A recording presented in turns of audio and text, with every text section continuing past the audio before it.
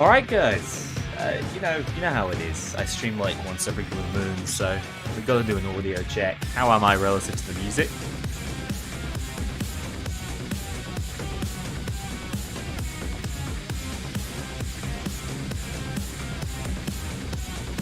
The music is loud, yeah. It's less the music that'll be the problem, but I will play the actual trailer stuff later in the video. So we're not gonna have music the whole time. This is gonna be like a proper focus Q&A. I was looking, and there are already more questions than I think I'll have time to answer, but I'm gonna do my best and try and be concise, which is not something I'm actually that good at doing. Let me let's end Razormind, the end of an era, and let's fix this goddamn drill. One sec. Because I just need this. Yeah, there we go. Playing in the background. Beautiful. Ah, here I am. Let's go full screen with this. So we're just gonna have like the gameplay playing in the background. You guys are gonna start losing your mind after seeing this gameplay so many times, and then we're gonna watch it at the end with sound. Yeah, yeah. But thank you everyone for watching my video. I think it's the most successful video the channel's ever had. You saw something like you in Sweden. You see, when I stream, I pin my hair back because I can't see a goddamn thing. But I don't do that in person because I feel I look like an idiot. So here we are. I've seen loads of questions about performance. It's really tough for us to say. Like, the game performed really well on the machines we were given. Like I said, I played it in London and Stockholm. I think the London PCs were a little bit weaker, but I don't remember there being any particular frame drops. Maybe there was one stutter, but I think that was more of a bug than a performance thing. So yeah, it performs great on amazing machines. I'd need to see console. I'd need to see more like mid to low range PCs to know. It will run amazingly on the top Apex machine, and we know it'll run on the bottom one. That's what we were concerned about, but absolutely it will run. It's just I don't know what performance will be until we have it. The other partners actually played on their own machines. I think they had a pretty good time with it. So I'm going to attempt to use YouTube's Q&A function for what it's worth. I've never done this before. Might be bad, but there is like an answer this question button. So yeah, I have that's like 100 questions. I don't know how discerning I can be, and the problem is when I'm on this, I'm not sure I can even see chat. So if I select question, are you guys seeing this question? How does this work? I need like a third monitor. Is the phone incorporated smoothly? I think this was the very first question we got, which is about the phone. Yeah, the phone is something that sort of pops out a lot. It isn't necessarily a mechanic as much as you see it being a mechanic. You can see the phone is being used now to answer the pager on screen. And really, the phone is generally tied to lots of skills. So, for example, if you have the range pager answering skill, the way you'll do it is remotely via the phone, right? So that should make some sense. The phone is just a sort of conduit to objectives now, and obviously to call in your overkill weapon. Is AI doing stealth now? No, it's funny. AI can kind of do stealth in Crime Boss. I'm pretty sure the AI just chills out. I didn't do a lot of solo stealth while I was there. It was mainly with other people, but I think AI is exactly as they were. Will Bile and Twitch make a return? Yes, Bile definitely does. I'm pretty sure Twitch does as well. Not 100% positive. I think we're gonna maybe abandon the question system. There were a couple I saw early on that I do want to answer, but I'll just take questions as I see them in chat, and that'll be the easier way to do it, I think. Because otherwise I'm going to be here all day answering like 2 questions. Yeah, there were quite a few questions about the phone, actually. So, like, what does it do beyond hacking cameras? That's obviously its main function, but like I said, it can be used to call in overkill weapons. It can be used to answer pages. It's a sort of catch-all for this more modern heisting crew. Any information on custom HUD options is one I saw early on from Little Guy G, the president man. Yeah, I wouldn't think too much about the HUD right now in any way, shape, or form. Um, Even the hood you're looking at now is not the finalized hood. The hood we played on was not the finalized hood. We've seen a hood since then that is apparently still not the finalized hood. There'll be tweaks and changes constantly. Will hood mods be able to exist? I think they are the more likely mods to make it into the game. We don't know a lot about modding right now, but generally the more aesthetic mods sound like they have a better chance of making it, regardless, no matter how they choose to go with anti-cheat, etc. So hood mods have a decent chance. But yeah, the hood was obviously not something that we would bring a lot of attention to because it's not finalized. All right, so I'm gonna leave it there and go back to the moving chat because otherwise I can't see what you guys are saying. Oh my god, that is moving quickly. Thank you all for tuning in. Um, oh my god, no, maybe the question feature is necessary. I'm not sure I can actually read a whole question. Um, I mentioned that that you can customize the look of each individual weapon part. How does this work? Yeah, it does work. Funnily enough, it works incredibly similar to All Goon mod. It took me a little while to work it out because it seemed like it was very simple at first, and like the whole gun would just be matte black, strange yellow if that's what you wanted. But that's like a base layer, and then you can actually buy different layers that attach to different parts of your gun's attachments. And they can be individually customized in terms of color. Marion Top Hat did a brilliant job with his video showcasing what he did. So he made this strange Technicolor monster, this little Nerf gun, which I think made his gameplay a little bit harder to take seriously when he was playing. So he said, but it's really good customization, really deep weapon customization in particular. Less so for other systems like masks. Um, it looked exactly like that, yeah. I that's less my area of expertise, although you'd think maths might be something I'd pay more attention to. But Mario absolutely nailed it. Do I like the new interacting? It serves its purpose, right?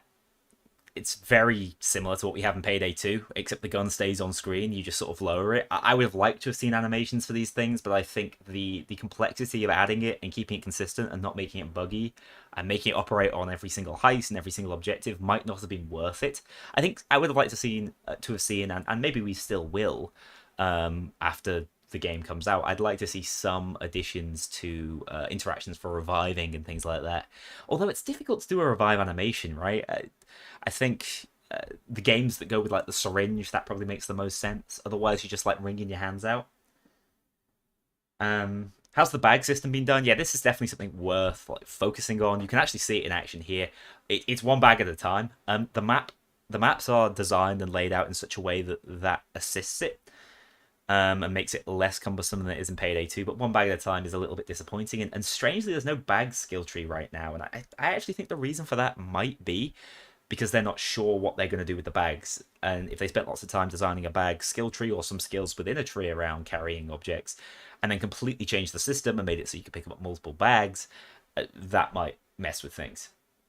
After releases, they're going to be more free heists. That's not something that we've been told. I have asked. The answer was basically, we hope so. But all the people I've asked aren't necessarily making those business decisions. They're more in terms of game design and things like that. I would expect so. That would be my hope. I think if the game has 12 heists after the first year of content, that might be seen as a failure internally. I think they want more content than that within that first 12 months because, as you know, it's releasing with 8. With 4 confirmed over the first year, but I would expect maybe double that in terms of free heists. Maybe it will be limited to things like special events, Halloween heists, Christmas heists, as we saw with Payday 2 a lot of the time, but I'd be very surprised. I think the reason why they don't want to commit to it is because they need to see how the game's performing, right? Sadly, it's the case with all live service games. If a game is performing well and it's well supported and there's good uptake, they will continue to release free content. If it isn't, it becomes uneconomical to do so, and so they won't. It's why they don't want to pin themselves down to it, but I would say the game's pretty bloody good. I would not be surprised. Main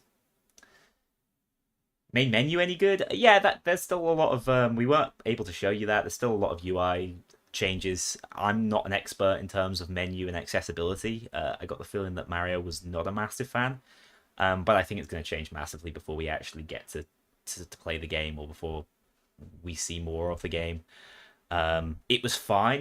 There was some things that didn't function. I think the big thing was escape not doing anything. Like escape wouldn't take you back through the menus, which is always frustrating. But your menus were fine as far as I was concerned, and there were a lot of settings and options, complete keybind choices. I immediately had to rebind some things. I might be rebinding. You can see in the bottom right hand corner, G is to throw grenade. It's classic for first person shooters, but for Payday, it's just not what you're used to doing. So you will pick up a bag and you will throw a grenade. I can tell you that. Am I still under any NDAs? Not for Payday 3. I'm basically allowed to tell you what I think. Um, yeah, front to back. Like I'm able to talk about everything I've seen, but we haven't seen as much as you might think, even from being in the office. Is the restart heist button there? That's actually a really good question. Yes, from what we've played, it's actually a vote to restart. Because there is no host as far as we're aware. That there were always hosts of the lobby because of how the invitations work, but it's certainly server side. So it is a democratic system for restarting heist. But what I would say, and this is somewhat unrelated, but slightly linked to the question, so I'll go on with it. If you fail stealth, you don't need to restart the heist 9 times out of 10, um, which is nice, right? You can transfer into loud pretty comfortably, so restarting is less of an important tool. But you know, it's still there. It's still been implemented. There's a vote kick. I don't think there was in the build we played. Obviously, the journos don't need to vote kick each other, so that was probably missing. What's the point of takedowns? That's a really good question because I asked myself that for a little while, and it's not just to hear the really impressively loud neck crack. Because at first I hoped it would mean there was no pager, but really the main purpose of takedowns, from what I've worked out, maybe I'm missing something because there are actually more detailed mechanics. Like I mentioned, if you run in secure areas, you will draw guards to you. They have noise sensitive reactions, which is amazing. But I didn't immediately notice that while playing the game because I didn't really run in secure areas. So there's still lots of things I'm missing. But the main purpose is that you can immediately grab the body and start answering the pager so you can get them out of the way. Do I think older jobs will return? If so, name three. Yeah, I wouldn't be surprised if we saw some of the New York-based jobs return, or parts of them, little homages. I don't think we will see them at launch. I think people will be quite disappointed, myself included, would be quite disappointed if there were only 8 heists and some of them were repurposed and reused. Anything more than a reference would be disappointing for me, at least. So basically, I would say the most likely are First World Bank, Heat Street, and then maybe something like Panic Room. But what I would really love to see is First World Bank to return, but only as a small portion of the heist, if that makes sense. Like you go in through the bank. Guys, thank you so much for these donations, by the way. I can just see them come in through $5 from Cube. Will armor users be shafted on higher difficulties? No. Armor was, from what I've played, it was the dominant strategy. I can talk more about armor, and I will, maybe when focusing a bit more on the gameplay, because it's clearer then. But armor is huge. Health felt less impactful than armor right now because of the fact it doesn't fully regenerate on its own. So no, I actually think, just like Payday 2 at launch, armor and tank builds will be more than viable, but there are other quite distinct playstyles that sound like a possibility. For example, there was a complete hostage playstyle, which was much more health-based and much more focused around trading for health and keeping your health as high as possible. Ammo style builds are all still there as well. Morphex, thank you so much for the $4.99. Is there pickpocketing? Yes. I'll run through all these really quickly. Is there pickpocketing? Yes, there is. It's not a super deep mechanic, but basically, if you are unseen, you can get behind a guard and steal their keycard. I actually alluded to that in one of my videos when I knew it existed. I felt a little bit guilty because I hadn't noticed it without having played the game. But yeah, the red keycard and the blue keycard on the bank heist specifically. Yeah, there are multiple keycards for a map. They can be pickpocketed, and one of the best ways to do that, which you don't see in the gameplay, but they probably should have, is to like lead the guard out, get him out of his comfort zone and into the public area, and then you can nick it on the way out, because he'll lead you by walking out ahead of you. It's a cool mechanic, and I've enjoyed it so far. Is armor gained as a resource? Sort of. There are lots of skills based around armor, but really the way to regenerate armor, the primary way, especially as you can see, it's split into bars. The primary way to regenerate it is by using armor bags. Armor bags are very important. I found it to be the strongest option to bring along on heists. I had a very armor-centered build when we did Overkill. Yeah, it's really powerful. Can you still yell at people to revive them? No, not right now. The revive, animation is a lot faster if you have the skill. It's like in the mastermind tree, alongside medic bags, and it's probably going to be one of those skills that most loud teams pick up. I don't think there are that many of those. I think that there's two that I've picked out that are very good, or three maybe. There's one that lets you regenerate armor a little bit faster if you pick up ammo after kills. That's one of the few ammo or armor regen skills I saw. There's another one that allows you to gain one down back. It's the final one in the medic bag tree after you go down. Yet you don't get all your downs back. You only get one at a time for use of medic bags. I think that will be used on every build. And I think that people will also use the faster revive one, especially on higher difficulties. That message, thank you for the dollar, but your message was retracted. I've just realized I've missed quite a lot because I'm spending a lot of time on these questions. Are the great content, thank you so much, Terminator, for the $5 I believe. Are the Payday 2 special enemy voice lines more serious in Payday 3 instead of like, listen to this drum solo? Yeah. They're still a little memey at times. Cloakers are still like these edge lords that will be telling you to go home and cry to your mama. But in particular, I mentioned in my video, I think they're called naders or something along those lines. The grenadiers, the guys with the poison smoke, they have super unique sounding voice lines. They have booming voices, and they're quite intimidating. I was genuinely quite impressed by that. Is the music similar? Thank you for the $2, Fresh Forge. Is the music similar? And is it different for loud and stealth? Yeah, it's a similar system, but I actually think it's been expanded upon in this game. Basically, music seems to evolve throughout the heist as you do more objectives, and that's including stealth. We'll have a listen later on during this stealth section. As you do more objectives, the music will get more intense, which is a really cool addition, I think. The music is amazing. I'm a Gustavo fan. The Payday 2 stuff he's done is amazing. The Payday 3 stuff is just as good. We've only heard 2 heist tracks, plus the trailer track, plus the menu track, so not all that much yet, but so far I think there's a lot of reason to be excited about the music. Amorphous, thank you so much for the $5. Your question is, how easy do you think Payday 3 will be when people optimize their builds? Okay, this is something I talked about a lot. I talked a lot about the game being solved to the devs, and I actually had 2 completely different feelings and opinions about this when I was... I'm just going to close this question, by the way, guys, because I think it's just been sat there. Yeah, I had a very different opinion when I first played the game. When I first played the game quite a lot on my own as well, because of how that event was set up, compared to when I played with the other guys. There are over 100 skills in the game.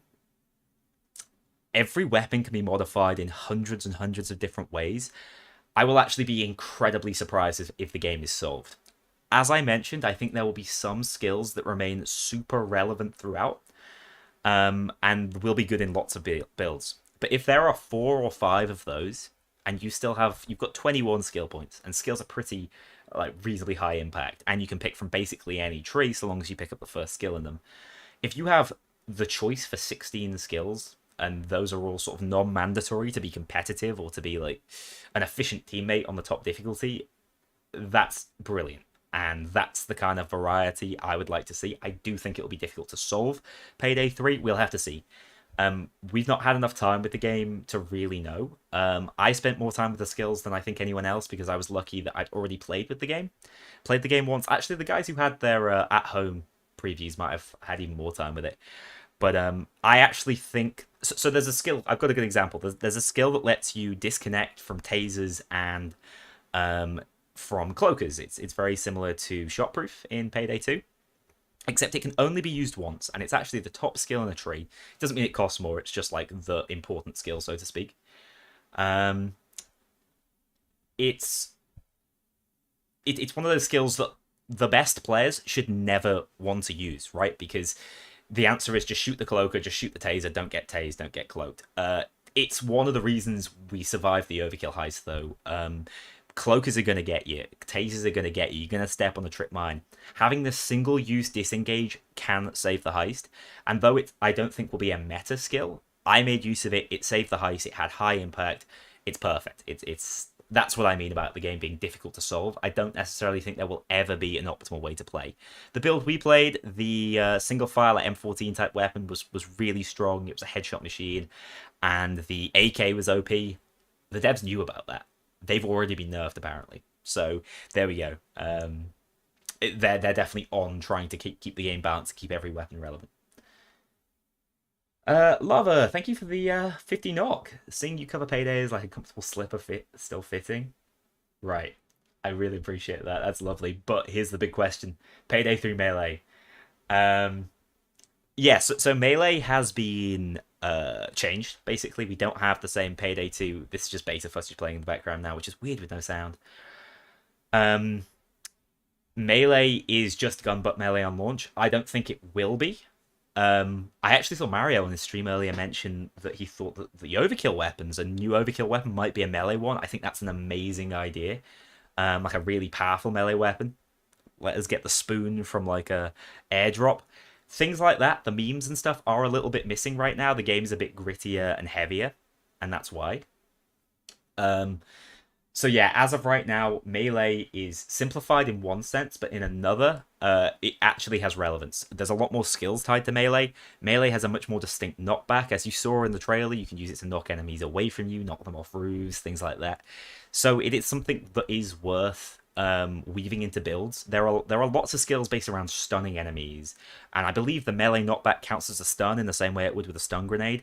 So you could say melee an enemy for some grit or edge. I'm not sure which way around it is, and suddenly you've got 10% more damage. You can start chaining those skills together to massively maximize your damage just by going to this like sort of close range flow with a shotgun, where in between reloading your Mosconi rounds, you hit them with the gun butt. It's really cool. It feels almost Borderlands-esque, I think.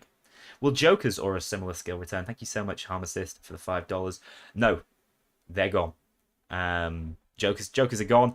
However, you can still take security guards as hostages, and you can use them as body shields. And of course, you can also trade them as hostages, and hostages are way more valuable. So it's still worth having the skill that allows you. It is a skill in this game again. Like it was with release Payday 2, if I remember correctly. You can still get that skill to make security and stuff surrender. It's still useful in stealth as well if you don't want to have to kill someone immediately, because it's easier just to make the guy surrender and then take him as a hostage. Of course, that's one way to avoid the pages. There are lots of ways to avoid pages now. So yeah, keep that in mind. No Jokers. I think Jokers are OP in Payday 2, and they're sort of like mandatory skills for a lot of builds. There's none of that. Those mandatory skills I mentioned were mainly utilities that are quite minimal in this game. John, thank you so much for the 50 Swedish krona. Would have been useful to me last week. Do I think Payday 3 will be a success? I think if the other 6 heists are anything like the 2 we have played, yes, Payday 3 will be a massive success. The game is good. The game will review very well. There are very few faults I have found in it from what I've played. I would need more time really to give a confident review about that. And I assume these are the 2 most polished heists right now, hence why they're using them as sort of press footage. But yeah, if it continues in this vein, the game will be a success. Overkill weapons, that's a really good question, and I will get into that now. It would be good to have some gameplay showing it, but it's okay. I just basically rendered all the footage together, and it's just something to have on in the background. There are 2 overkill weapons in the game. They are part of your build before you go into a heist. You have a sniper rifle, and you have a grenade launcher. It's the Piglet and like a Thanatos-esque sniper. As far as I know, the sniper is the only weapon that properly penetrates walls and shields, for example. Obviously, there are new ways to take out shields. So they're very unique, high-impact weapons. It was the only way I found I could like 3-shot bulldozers. The snipers were absolutely pivotal to us completing overkill. I talked about that in my video. The little interaction I had with Mario when he was running towards me and I just picked up a sniper. It was huge. It was really very fun. And then the Piglet grenade launcher is, I think, a little lower impact, but it's obviously designed to be good against groups. It's good against shields as well. The blast radius on it isn't massive, and you will want to hit direct hits with it for it to feel very impactful. But there is a skill in the game, actually, and you can see the sniper there very briefly, but god, it's really cool. The thermal's great. You can see enemies through walls as well. Obviously, that's how you can shoot them through walls. But yeah, the grenade launcher requires a skill for the grenade to explode on impact. I had an interaction with people about it just recently, actually, about how the grenade launcher would work. Yeah, it needs a skill if you want it to blast an impact. And these are just little brief showcases of all the heists and stuff. These were screenshots we were allowed to show and use for thumbnails and things. I saw another donation. I do want to cover those first, just because I really appreciate you guys. Uh, Dank WZ, thank you for the 20 Swedish krona.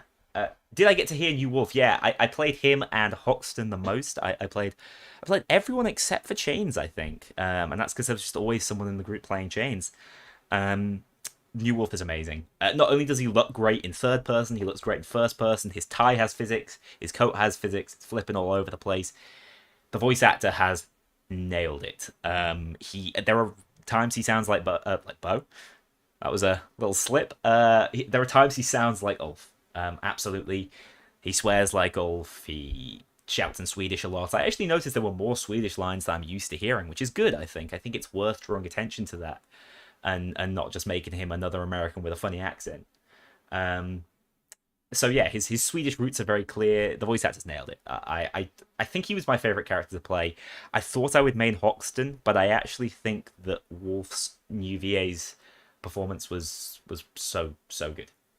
Um, David's in the chat. I think confirming no battle pass, which we can all appreciate. All right. Thank you so much for putting all your questions in the chat. Like I said, I'm just going to pick them at random. If I miss your question, it's because the chat's moving too quickly. But that's just brilliant. That just means there's so many of you here interested. Do shotguns work like they do in Payday 2 or like every other shooter? The answer is like every other shooter. And also David's in the chat actually helping people out with the answers to these, which I also appreciate. Have I? Oh yeah, this is just black screen. We'll go back to the start. You guys can see the same looping gameplay. You love it. Shotguns work like normal shotguns. They have drop off over range, as would make sense. Although I found their range to be pretty good. I thought shotguns were quite strong from my time with them. Not as strong as some of the ARs, but definitely up there as far as the weapons were concerned. Very like meaty, high impact. But yeah, they have individual pellet damage as far as I'm aware. So yeah, it feels like a normal video game shotgun as opposed to what we've had recently. Stealth skills that remain useful after going loud. Yeah, I mentioned that. So there are a lot of hostage-taking skills that speed up the rate at which you take hostages, things like that. They're very useful in loud because, like I mentioned, you can quite literally have a hostage-focused playstyle and build. Remember, cops actually react to hostages unlike they ever have before. They won't shoot at them. They will try and flank you. They'll try and melee you. They'll try and make sure they don't kill the hostages themselves, basically, if you take them as body shields. Which is big. But also, cops can throw flashbangs, grenades, and things like that. They specifically won't throw frag grenades when you're near hostages. So you can group and move your hostages around with you and use them as defensive tools, which I think is really good design. There are other skills. I believe you can still use the cam explosion for each individual cam. I think that still works in loud, for example. You can also spot out enemies. Spotting out and dealing with specials is way more important in this game. There won't just be 4 bulldozers spawning in together. There's just the one most of the time, and he is a problem. Being able to spot them out is huge. So things like camera control is actually important in loud now. So there's quite a bit. I mentioned stickers. Is Payday 3 going to have a Counter-Strike style marketplace? Yeah, cops do have frags, and I believe you can shoot them out of their hands. I mentioned that in a recent video. So no, not as far as I'm aware. Stickers are just another thing that you can put on your gun like a charm. It's very similar to the Payday 2 system. It's just more cosmetics. Obviously, in the future, it might be part of a monetization process. I don't know. Right now, the version we've played, things like that could only be bought with either dollars or C-stacks, which are the other currency, which is designed to basically scale with how much money you have, how many of them you have.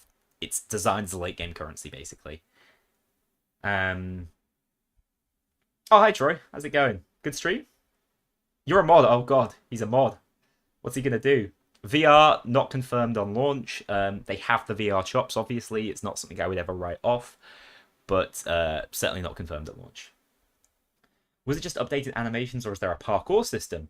I wouldn't go as far as to say as it's parkour, but the heisters move fast, they move efficiently, and they slide a lot. Sliding does seem like the most efficient way to move. That might annoy you. I did feel a bit like a Call of Duty movement kid at times while playing the game, but sliding is crucial when it comes to getting into cover and Cops are so much better at pinning you down. Having those movement abilities is huge. Same with vaulting. I mean, I think Troy, we were playing this specific heist together at one point, and we you noticed how quickly I was able to vault my way up to the roof.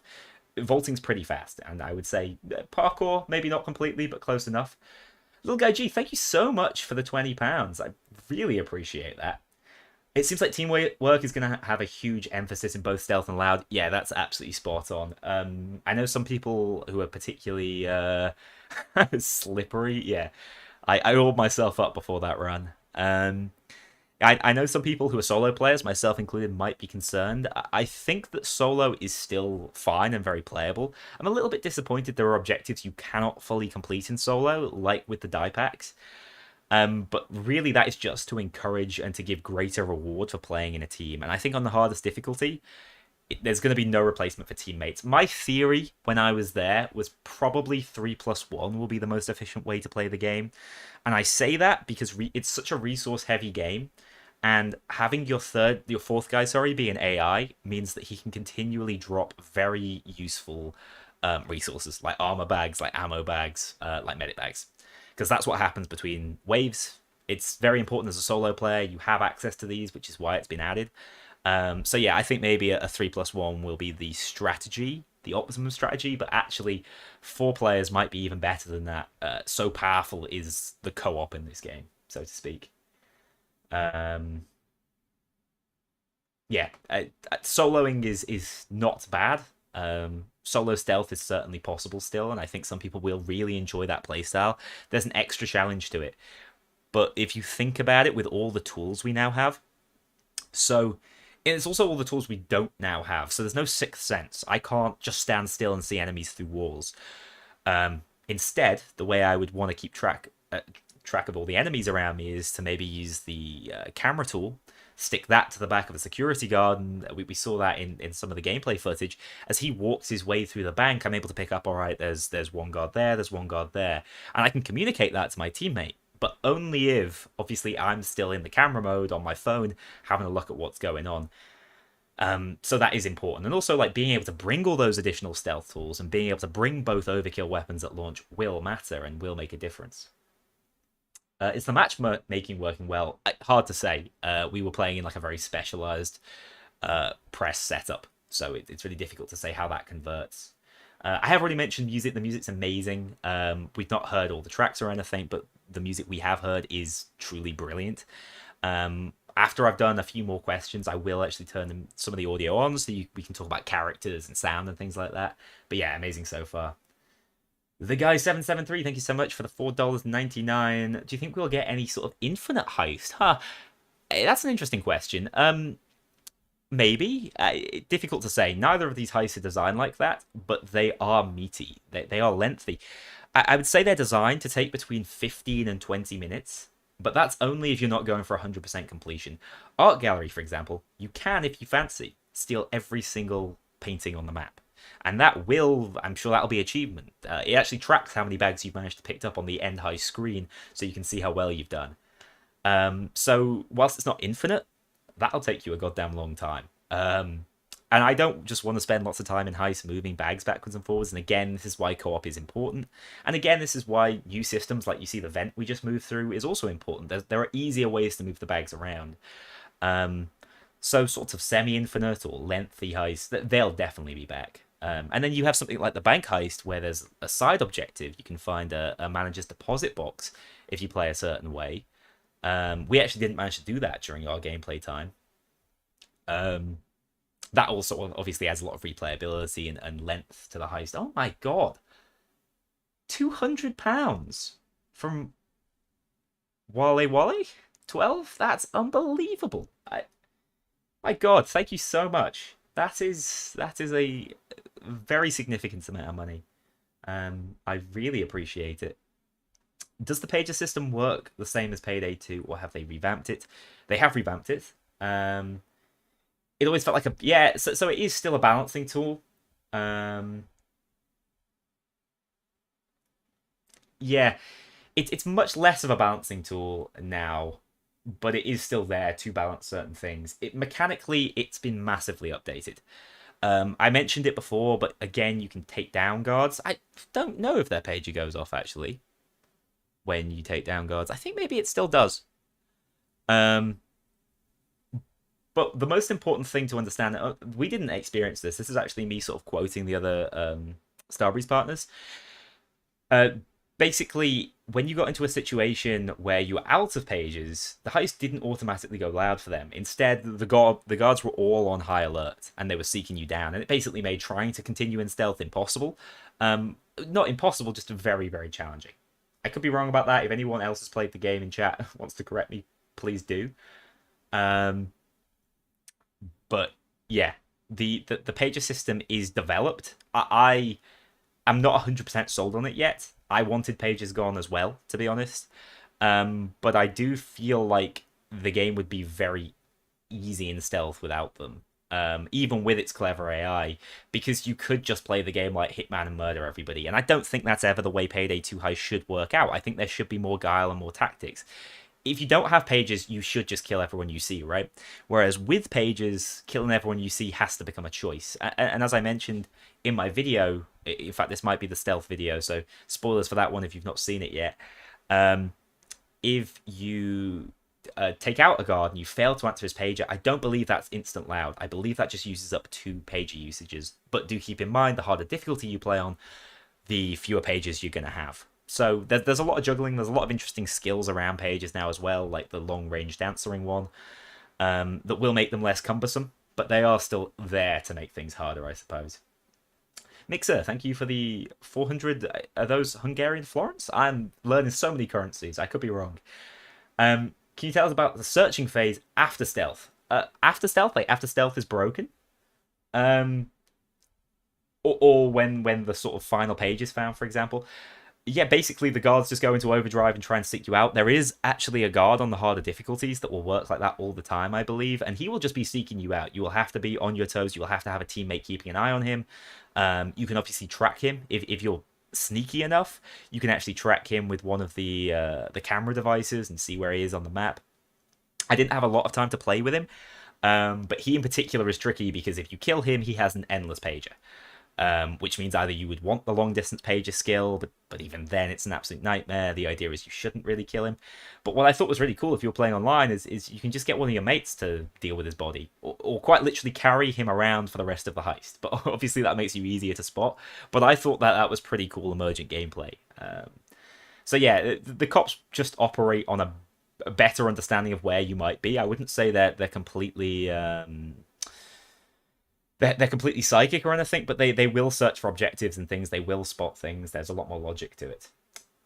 Does Wolf still have nicknames for Hoxenture and callouts? I don't think I ever called an ally towards me, so I couldn't tell you that. Thank you, Spencer, for the $5. I'm sorry I couldn't give you a better answer than that. I did a lot of the Wolf callouts, actually, because they are... They're obviously on the scroll wheel now, and you can do all sorts of things. You can complain about the drill and stuff. But yeah, I don't remember if he had specific nicknames. You can loot die packs, and they're worthless. Oh, they're worth less, not worthless. Right. When I picked up the loot, I swear the die pack ones that had exploded couldn't be looted, but I guess maybe the die doesn't get into all of them. That's fine. That's not a super deep part of that heist. Oh my god, thank you, Vancan Ninja Man, for the $10. You see the main tools for stealth will be the cutter and hacking. Will there be other items to unlock to get a bigger payout? What new customization items will there be? So, in terms of customization items, I guess we're talking like weapons and armor and stuff. There was nothing super new. I think stickers was the only thing that we'd never seen before. Mass customization has been advanced. Outfits are there in their droves. There's loads of outfits which are all purchasable with in-game currency. There's some particularly exciting outfits in terms of maybe who the new character might be, but not going to go into detail about that because I believe that is one of the only things that we're not even allowed to speculate on. Yeah, so weapon customization predominantly, armor customization. As you can see, all the armor is like ballistic weave. It goes underneath whatever outfit you're wearing, so you will be able to see the customizations in game as well. And yeah, so the cutter is used a lot in stealth. It's obviously not something you have to choose. The phone as well. Every heister will start a heist with a phone and the cutter. The other tools, I guess you're talking about, are the special tools. You can see the E in the bottom right-hand corner here.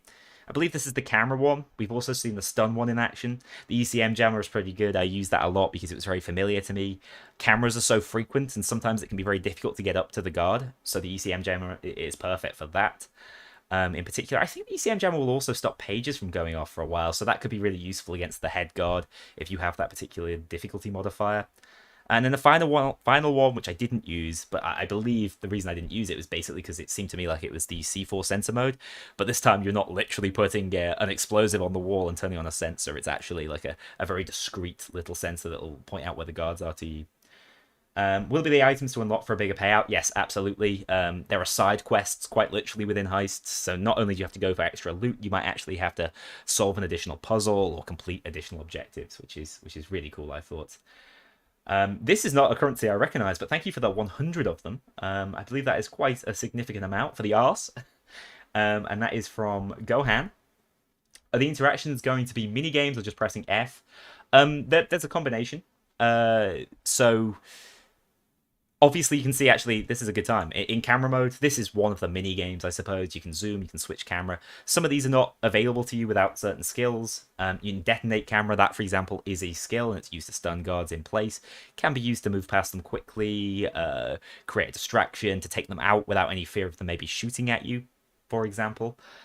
Now, the secure loop, you can also get it to the camera to loop like you can in Payday 2.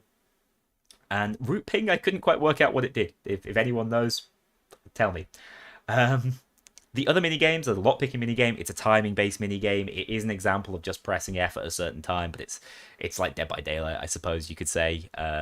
If you miss the timing on it, it won't alert the guards to you or anything, but it will slow down the lockpicking process. So being good at that is important. And then there's also the safe one, which you'll see, I think we saw earlier in the gameplay actually, which is sort of a timing based one as well, but you basically hold left or right to scroll through, and when you feel it move a certain way, it'll glow green, and that's when you need to stop. Again, it's sort of a timing one. It's just a little interruption to gameplay, I think some people will find. For others, they'll be like, oh, this is cool. I'm not a huge fan of arbitrary mini games in video games. But I think the ones here are pretty tastefully done, and I expect there might be more as well that we haven't seen. What do I think? Do you think it will run with lower specifications than what it asks for? I think it will run with lower specs than it asks for. Whether or not it will run well is another question. I wouldn't want to run the game on lower specs. I haven't seen the game on lower graphics or anything either. The game looks pretty nice on higher graphics. I think the environments look amazing, the explosions, the effects and things look amazing, the heisters look amazing. I do think that guards and civs are a little bit simple and cartoony at times, but I wouldn't really want to play on those lower graphic settings if I could avoid it.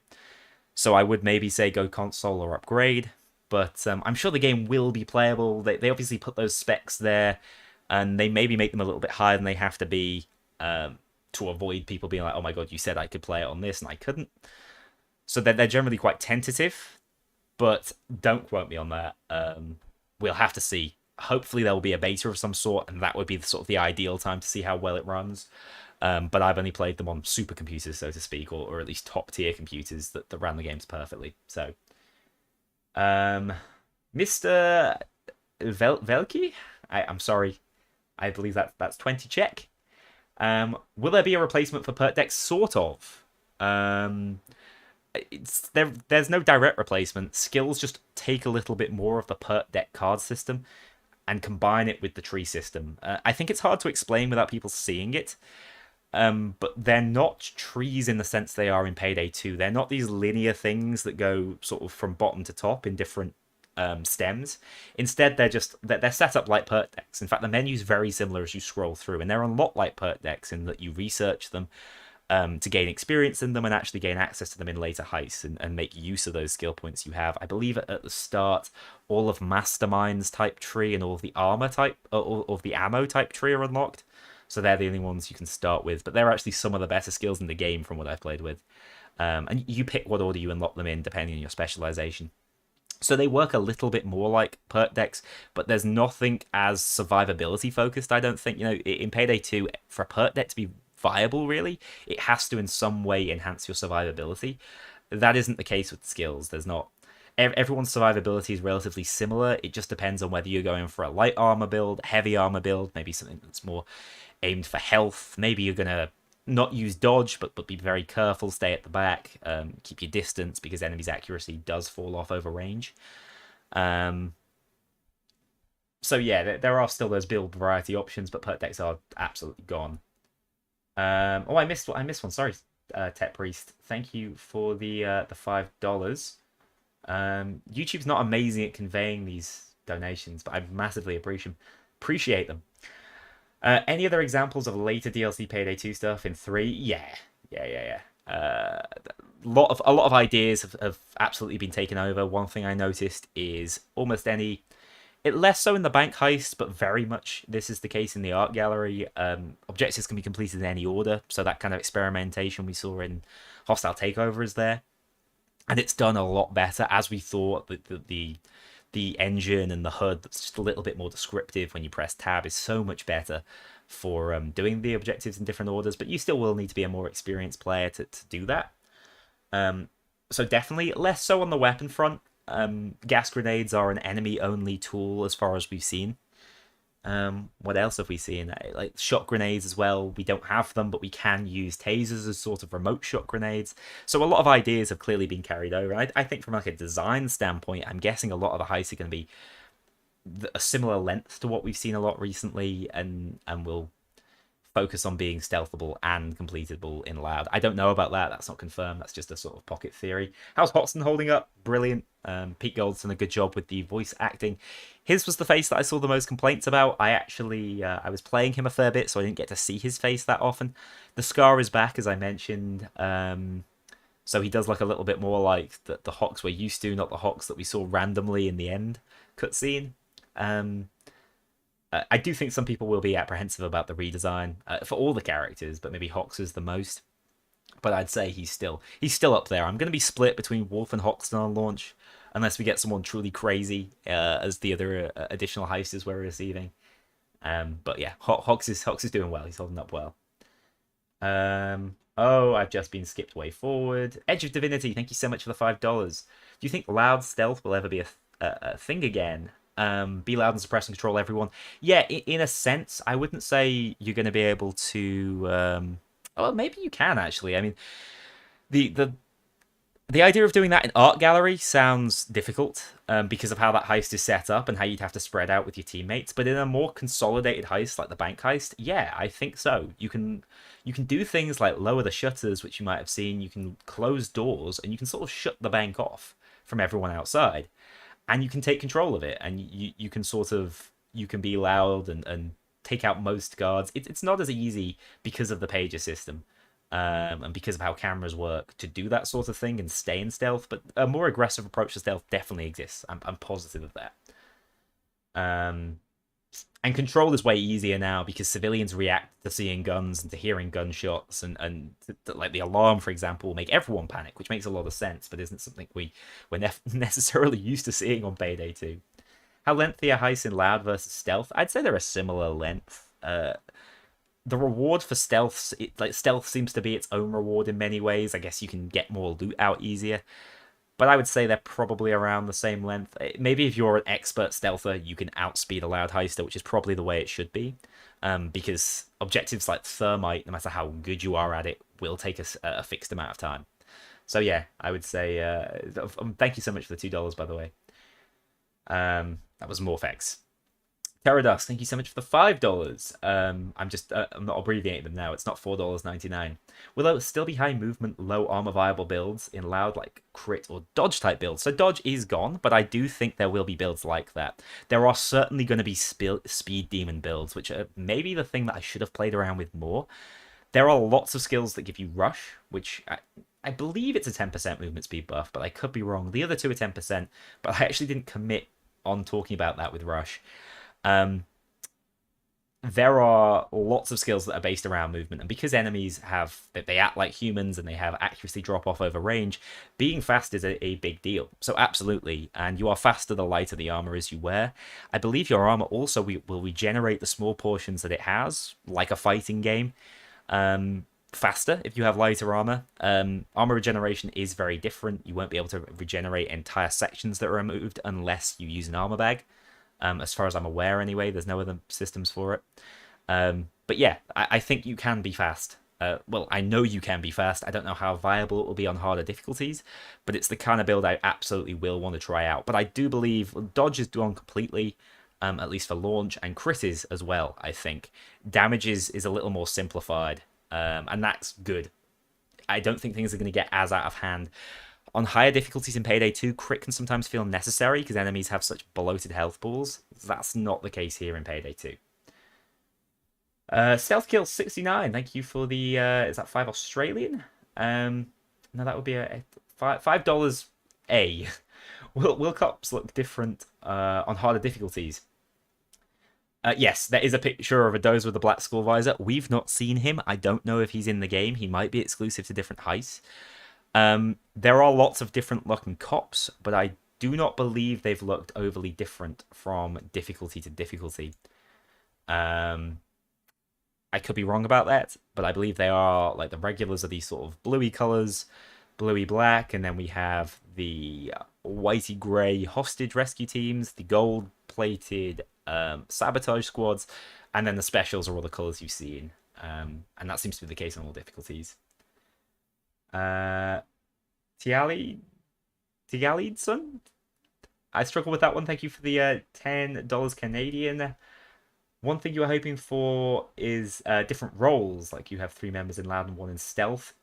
Yeah, so I wouldn't say it's quite as discreet as that, but I think, especially in stealth, you're gonna want one guy to, and this is how the approach has changed massively. The way I played is more traditionally, I guess. I like to mask up because I like to be able to react to guards doing things. I like to be able to shoot them. It's as simple as that. So I would go around the back and often use the more advanced entry techniques. But obviously it's much more dangerous because I'm stuck in my mask. While the rest of my teammates would maybe be a bit more clever about their entrance, keep their masks off, and they could inform me of these things by doing so. They can play with a little bit more freedom. So in a sense, they are the cased up inside men, while one of the team is sort of objective guy who's playing a much riskier game but has more control over proceedings. And I think those things were definitely clear and loud as well. I found when we played, we always had a hostage guy. There was always someone who was like really close to the hostages, really looked after hostages, made sure to use body shields whenever possible to conserve as much ammo as they possibly could. That's the second loop we've done, by the way, and I've just been talking non-stop. But I'm so enthusiastic about this game, and I have a lot to say, so that might be pretty obvious. So yeah, I would say that there are definitely different roles, but it isn't as discreet as maybe we could see. And that might just be because of the heist we've played. It might be more interesting than that another heist. How am I doing, guys? I feel like I am so grateful for all these donations. I do not want to miss anyone's. V or something for the $5 or euros. Euros, I can see the difference in symbols. Since perks are gone, do I think they'll expand the skill tree with DLC instead? Yeah, that's completely right. They talked about scalability specifically. They talked about the fact that perk decks basically exist for scalability in Payday 2. There were plans way back in the day, you guys might remember, to add new tiers to skill trees. But they couldn't balance it. They could never get it to work. In fact, it was very close to coming into the game quite early on in Payday 2's life, maybe 2014, something around then. And so they came to the realization, this is not how we can advance the skill system. Instead, we're going to try and advance role-playing through the perk decks. Now, really, that's just been consolidated within the current skill system. It is very different, and it's hard to explain without seeing it. At first, I was actually really apprehensive. I didn't think... And this might still be the case when it comes out, I didn't think it was showcased in the clearest way. But the second time with the game, suddenly it all became a lot clearer to me, because I just had more time to read exactly what everything did and how the system worked. So yeah, they're very scalable. They can post-release, if people don't like the way loot works, they can easily add a loot skill tree, and suddenly you can have a mule type player on your team that can carry multiple bags, something along those lines. I don't know how easy that specific thing is to implement, but I think that's the plan. And whether or not that's DLC or whether that's free updates, I don't know. But that's definitely the plan in terms of development. There's a very long-term plan in place already, I would say, and the foundations are here with what we're seeing and what we've been able to play. Do it. Right, Bulletstorm, Swansong, Pistol Messiah. Yeah, so I said Bulletstorm was coming back after we saw the triple shotgun. I talk about this. I don't know whether I talked about it in the video that went up today or whether it's in the loud one. Bulletstorm's not back. Self-Revive I don't think is back either, but I haven't been able to play with all the skills because unfortunately on our builds, a lot of them were still being researched. And basically, if I saw a skill was researched, I didn't put as much time into reading it because if it's being researched, you can't equip it. So I might have missed some skills, so don't quote me on this. There are plenty of ammo skills. I actually think ammo is a really legitimate playstyle. Very powerful, especially because it replenishes your throwables now, and the throwables are pretty strong in Payday 3. But yeah, the way the Bulletstorm thing happened was basically the shotgun, the player using the shotgun had a combination of skills. Also, by the way, skill synergies is a big deal. I think a lot of skills have been invented with synergies in mind. And with sort of weapon synergies in mind as well, which is amazing. So that one skill allows you to pick up ammo from distance, and the other skill allows you to insert picked up ammo directly into the clip or the magazine or whatever it is you're shooting. So that's the way it happened. Basically, they got an activation on the distance kill to get an additional bullet, and that bullet was sent directly to the double barrel shotgun. As ridiculous as it sounds, that is something that you can do in Payday 3, and I'm happy about it, I'll be honest. Garbage Can, thank you so much for the $10. Are SMGs still restricted to being only secondaries? No, they are actually primaries. I didn't get much time with SMGs. I was mainly an assault rifle, sniper, and shotgun Larry. The secondaries are pretty much exclusively pistols, from what I've seen. Whether that will always be the case, I don't know. There's quite a bit of variety in the pistols. I mostly used the lower damage pistols, the more stealth-orientated pistols. But, you know, you still have things like the Castigo, if I remember correctly, if you're after more of a revolver playstyle. But SMG skills, the funny thing is, I mentioned this, skills aren't set so that it's not like a fully auto skill or a sniper skill. Instead, it tends to be like, this is a long-range playstyle skill, or this skill is all about ADSing for an extended period, or this is a close-range skill. So great, you can use it with shotguns, or you can just as easily insert an SMG into that build, and it's just as good. So, no, SMGs fit a little niche. They tend to be better handling weapons with faster reloads and higher close-range damage, but a lot less consistent over range, but they fit in that primary class from what I've played with them. But like I said, I'm a meta slave, so the second I found the AK was OP, I was like, here we go, AK boy, because I thought it was just the best chance to showcase, not showcase, but enjoy the best gameplay and be able to tell you the most about the hardest difficulties. What did the paintings and the art heists look like? It looked like AI generated imagery. They're not. Don't 100% quote me on this, but they're not. I do not believe they are. From what I've seen of them, they are not. From what I've heard, they are not. I believe someone asked Almir earlier today on his stream. He said he confirmed they are actually made by artists. I would be surprised based on all the jokes that Starbreeze and Overkill have made at the expense of sort of crypto bros and the extensively modernizing era. Generally, they tend to they tend to be more traditionalists. So I don't believe it is AI art. Don't quote me on it, but I'm almost positive it is. Which I don't know if that's a compliment or an insult to the guys who made them. I mean, like look at this one, for example. I get it. I get why you might suggest that, but I think this was just an original design, or it was an inspired design from something else. But thanks for the $5, Mark. Eccentric, super excited for the new engine. Does it have that smooth arcadey feel, or is it heavy and clunky? So it's heavy, yet not clunky. It is heavy. The first thing I did when I played the game was jump, and I was like, oh my god, is gravity increased? It is heavy. The game is hefty. Your character feels like he has weight to him. There is a goddamn skill that lets you run through doors, okay? Especially chains. That boy is big. He's been weightlifting. So no, there is heft to your character. The game and the gunplay can still at times feel quite arcadey, especially on harder difficulties where there will be more enemies. It's not the same sort of like conga line system where they'd all line up and all come through the same door at the same time and you one shot everyone with a massive grey sniper hit. It's more complicated than that, or requires more precision and separate aim than that, I suppose. But yeah, it's heavier, but I think that is for the better. And I think one of the main reasons it's heavier is for how the game looks in sort of third person, how other people will perceive you. You look like you move like a human. Yeah, I know the guys do get quite low to the ground when they run, which I thought looked amazing as Mario Top Hat was running towards me, but it can look a little bit comical at times, I suppose. But generally speaking, I think the movement and the feel of the game is perfect. But it's the kind of thing that you have to get your hands on because it is different. It isn't as I think Payday 2 is floaty, which at times in stealth can feel amazing, and at others, I find myself flying off the edge of buildings because I've sort of lost control of my character. So it does just add more weight to everything, which, like I said, it's a good thing in my opinion, but it isn't always. Um, Whether utility weapons like the over 9,000 saw, not that I noticed. I don't think. I think a lot of things like that will be skills instead. When it comes to utility and approaches, I think the reason for that is that Starbreeze wanted to give us as much freedom as we possibly could with our weapons to express ourselves specifically with our weapons. I was surprised to see no saw, and maybe I just missed it. But no saw in the game right now. I would not be surprised if it returned. But obviously there would need to be objectives to work around that, and currently there aren't. The safe deposit boxes, for example, I think you can just lockpick your way through them all quite quickly. Maybe there is a saw.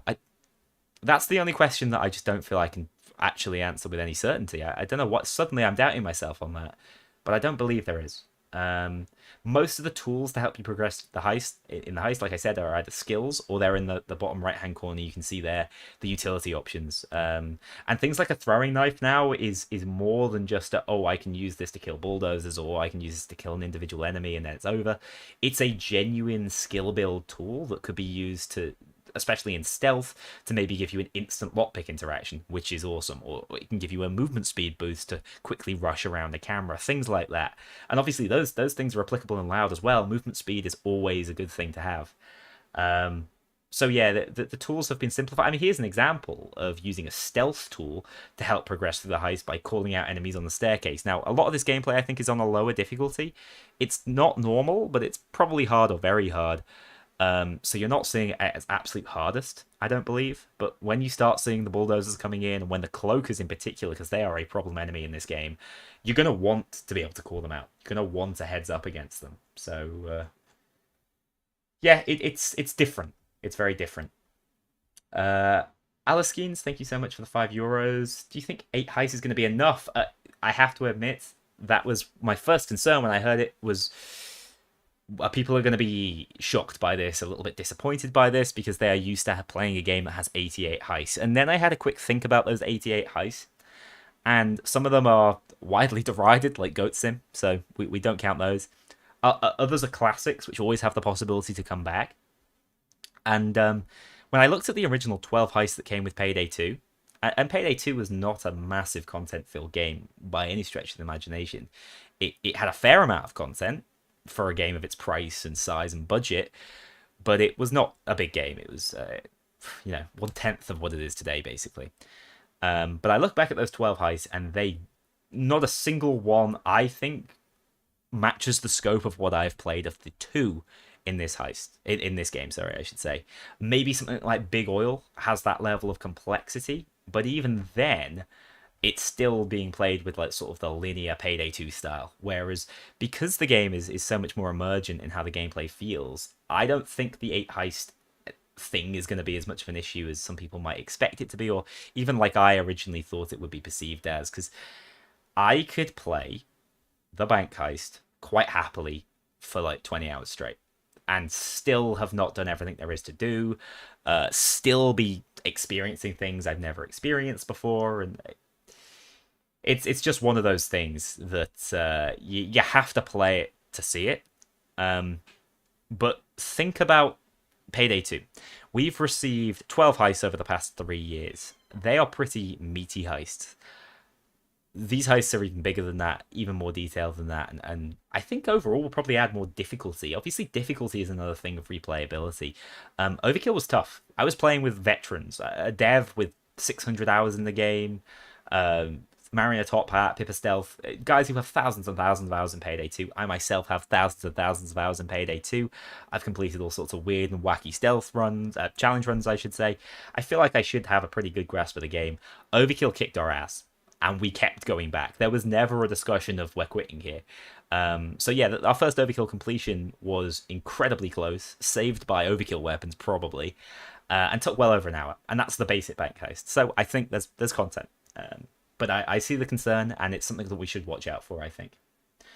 Wow, amazing. Guys, thank you so much for all the donations. That was a lot of questions. I hope I've answered most people's questions. Collector's editions, I've just seen that question a few times. Yeah, we don't know about them. We had no information. It seems to be a publisher thing, so I think they will come. They haven't currently, but I do think the PC Collector's Edition will appear at some point, because why wouldn't it?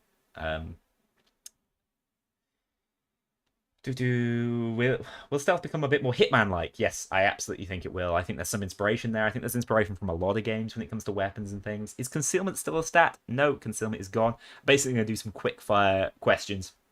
Won't answer them in the same depth here. Will shotguns work the same? No, they work like they do in other shooters. They're not like Payday 2. Damage drop-off is a thing over range. It isn't like damage range multipliers in Payday 2. It's a much more nuanced system that feels a lot better.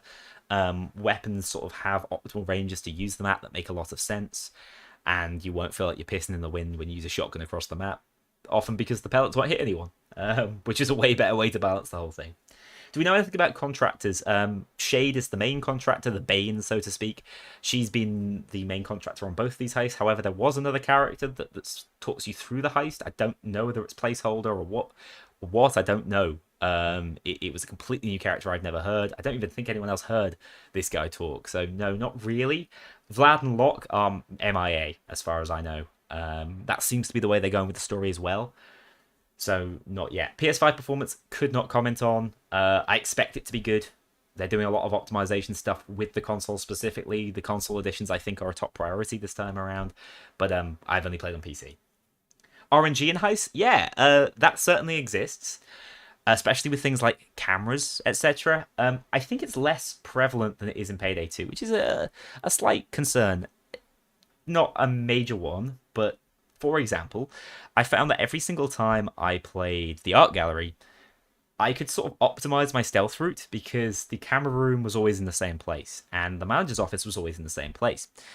I think some variation there would be nice to make it so you can't just optimize your route. Again, we don't want the game to be solved, so to speak. We want there to always be questions being asked. But there's plenty of randomization in terms of civ placements, random events, guard placements, camera placements in particular.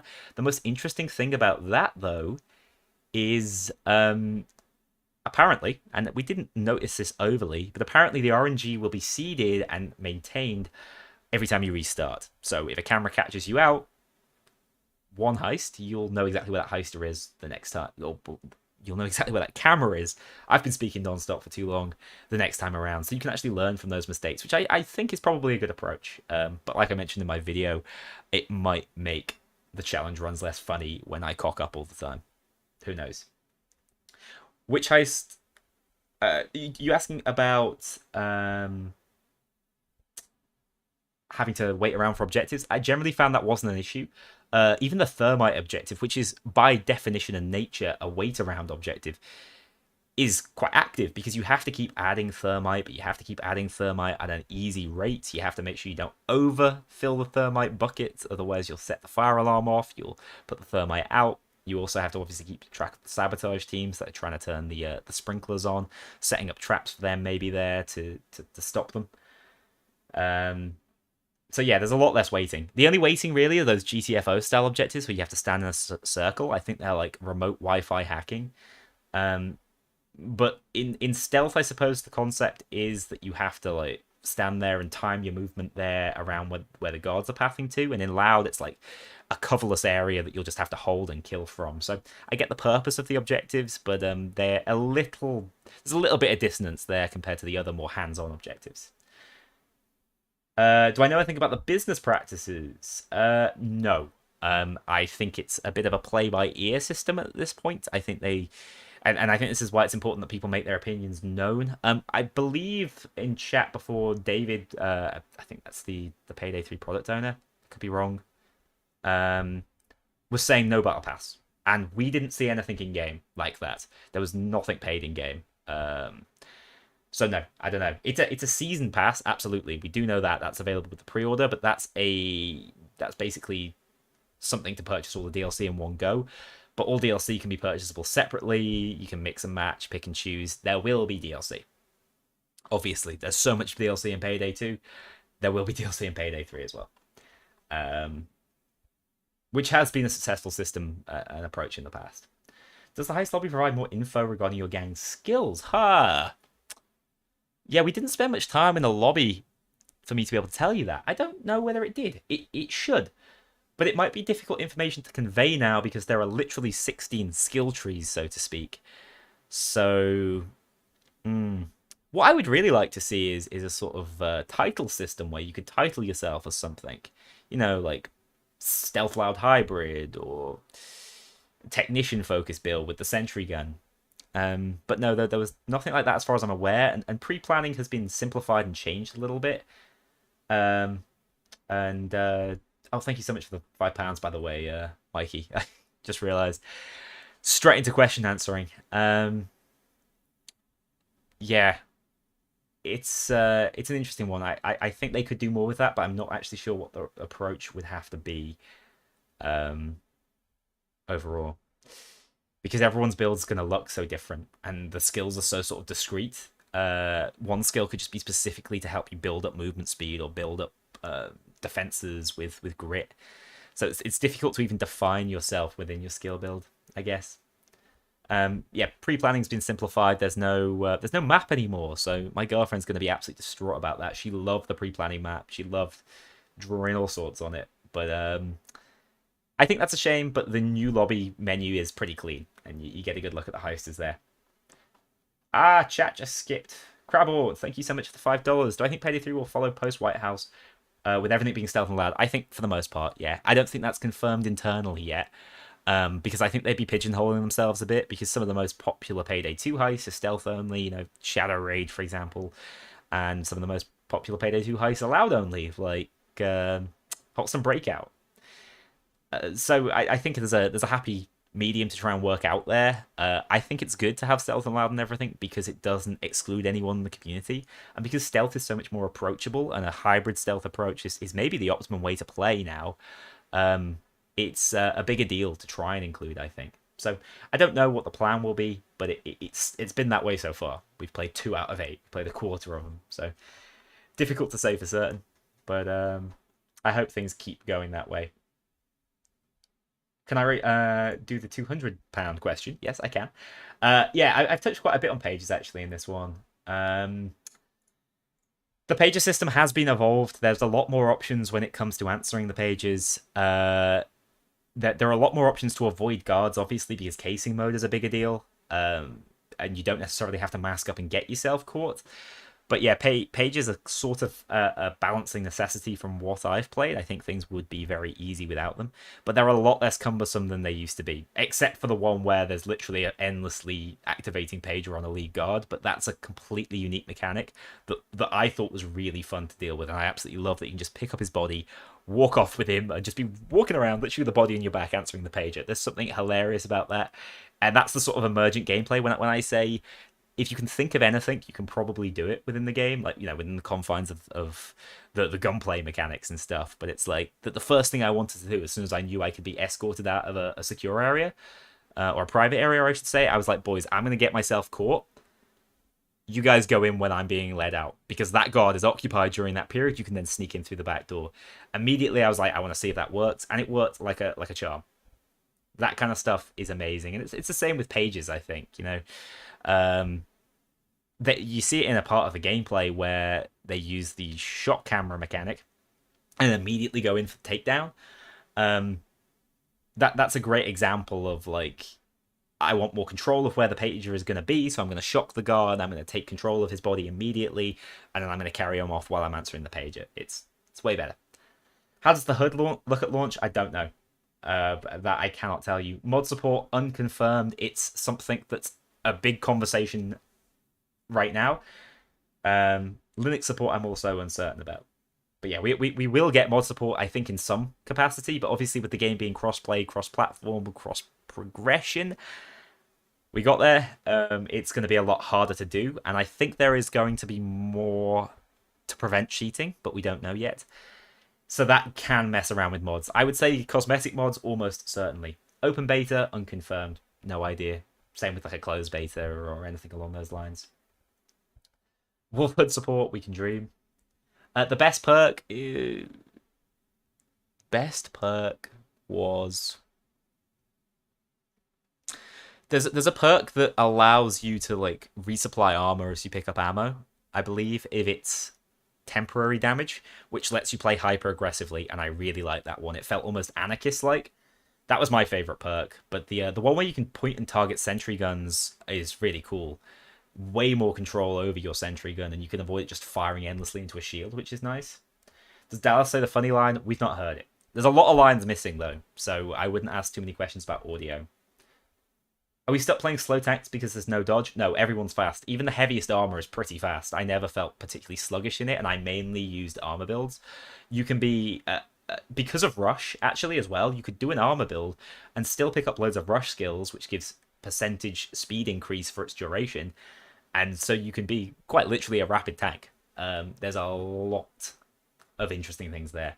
No dodge build, though. Dodge is confirmed gone. However, you can play a more dodgy playstyle.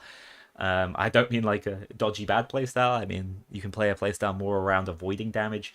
If you use things like smoke grenades, which are amazing, by the way. If you play more so at distance, you corner peek, you use certain mechanics to, like camera mechanics to know what's around the corner, to avoid specials, things like that. Proper FOV slider, it capped at 90, from what I played. It felt pretty good at 90, but we'll see if they amp it up. The press were playing at like 70. I don't know what they were doing. This is why they never had these mega FOV sliders. That's all I can say. The medic pack is canon, yes, and it can be thrown. You don't have to lay it like an egg. Are there distractions in stealth? Yes. So far, they've been quite simple, but this is another great example of, like, use your brain, and then you might be able to do a bit more. So there are laws that you can activate with your phone to call guards in. There you can obviously take them out silently or flank around the side. But also, you could go into a secure area and just run around, make a lot of noise in the secure area. You'll bait a guard towards you because they react to noise there, because who the hell's running around in the vault? Like, that kind of thing is really clever and really fun.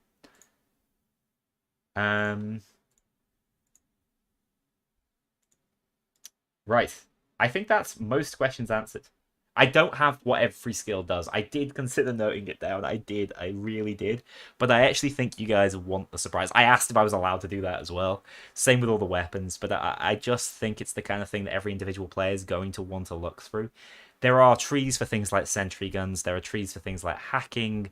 There are trees based around mobility. There are trees based around hostages specifically.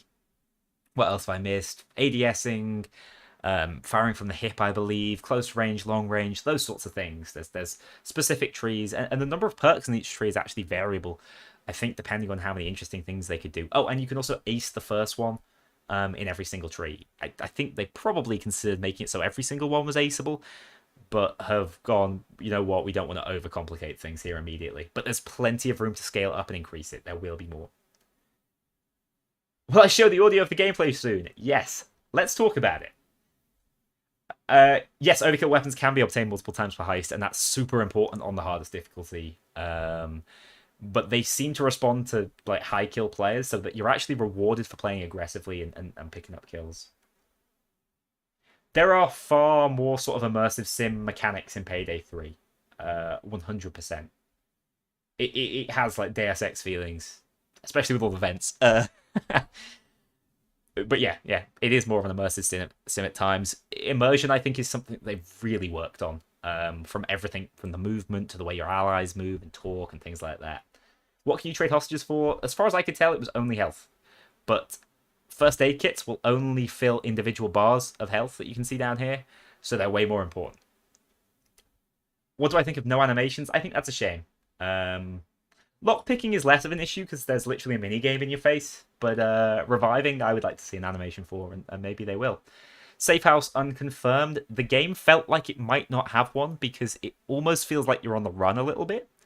Everything seems more, and when we hear it in just a second, everything feels more urgent, if that makes sense. So no confirmation of a safe house. There is confirmation of a pretty in-depth tutorial, but we haven't played it. Is jump crouching still a thing? No, but sliding is. It's replacement, really, and sliding will be useful in stealth and loud. Can we kill/stop the pager operator? No, not as far as I'm aware. Certainly not in the heist I've played. You can still kill the camera operator, though, and that's a big deal. He's pretty important to take out. Yes, sprinting and firing is a thing. I believe it's a skill. Or maybe you can fire and jump. I know that. Mario pointed that out to me. There's definitely a reload and sprint skill, but I can't remember everything like that. Can you disable sliding? No, but you don't have to slide. Just unbind it, I guess. I bound it to C because it's natively bound to control. So if you're holding shift and running, it can be really difficult to slide. But you won't slide by accident, I don't think. I'd be amazed if you did. Infamy is the system now, but Infamy is literally just a level up system, and there's 0 to 150 levels. ECM jammers in Payday 3, yes, they are tools. These things in the bottom right hand corner, tools. So they have sort of limited usage. I don't know whether the ECM jammer actually recharges, but they have limited uses. The ECM jammer is one of the stronger ones. In fact, I think they're all pretty well balanced. Yeah, no, pager operators can't be taken down. Jokers don't exist. Which heist is this? This is the art gallery. Under the Surface, I believe it's called. Do I think my PCs will work well Payday 3? Yes. It depends which model you have, depending on... that will depend what sort of graphic settings you can run it on, but every single one should run the game. We confirm that, so that's good. Yeah, I hope it's a fantastic experience. I hope the game is really well optimized. That would obviously help. Yeah, nothing as far as safe house is concerned. Snipers aren't as oppressive. They do punish very gung-ho plays, and they do punish you being out on the roof, for example. But they shoot a lot slower, from my experience. Super high impact, can take out all your armor, which is a nightmare, by the way, because armor's hard to replenish, and it's crucial to not dying in this game. But because they take longer, you won't just pop your head out and disappear. You'll have time to sort of ascertain where they are. And really only if you're very inaccurate or using an inaccurate weapon will they be able to hit you.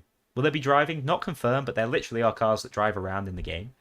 So, surely, maybe. Who knows? I think there might be a heist with some driving mechanics, but no confirmation of that. Cloakers do more than kick you into oblivion. Yes. I'm trying to think of what's shown with the gameplay that I could talk about. They pour acid over your equipment, and your equipment is so essential in Payday 3. Cloakers are the biggest assholes in the game. They are a real problem, and you need to deal with them. I think specials have actually taken really big cues from games like Left 4 Dead. They're super high impact, high priority, and you need to call them out and deal with them. So, yeah, how strong is the bulldozer? Very strong. I didn't think he was ultra high damage. He seemed to have quite serious drop off, but you don't want to trade damage in this game like you do in Payday 2 because it's not an easily replenishable resource. So you need to be tactical in how you fight them, and if you're not up close and personal against them, you are going to struggle to break that visor and get the kill.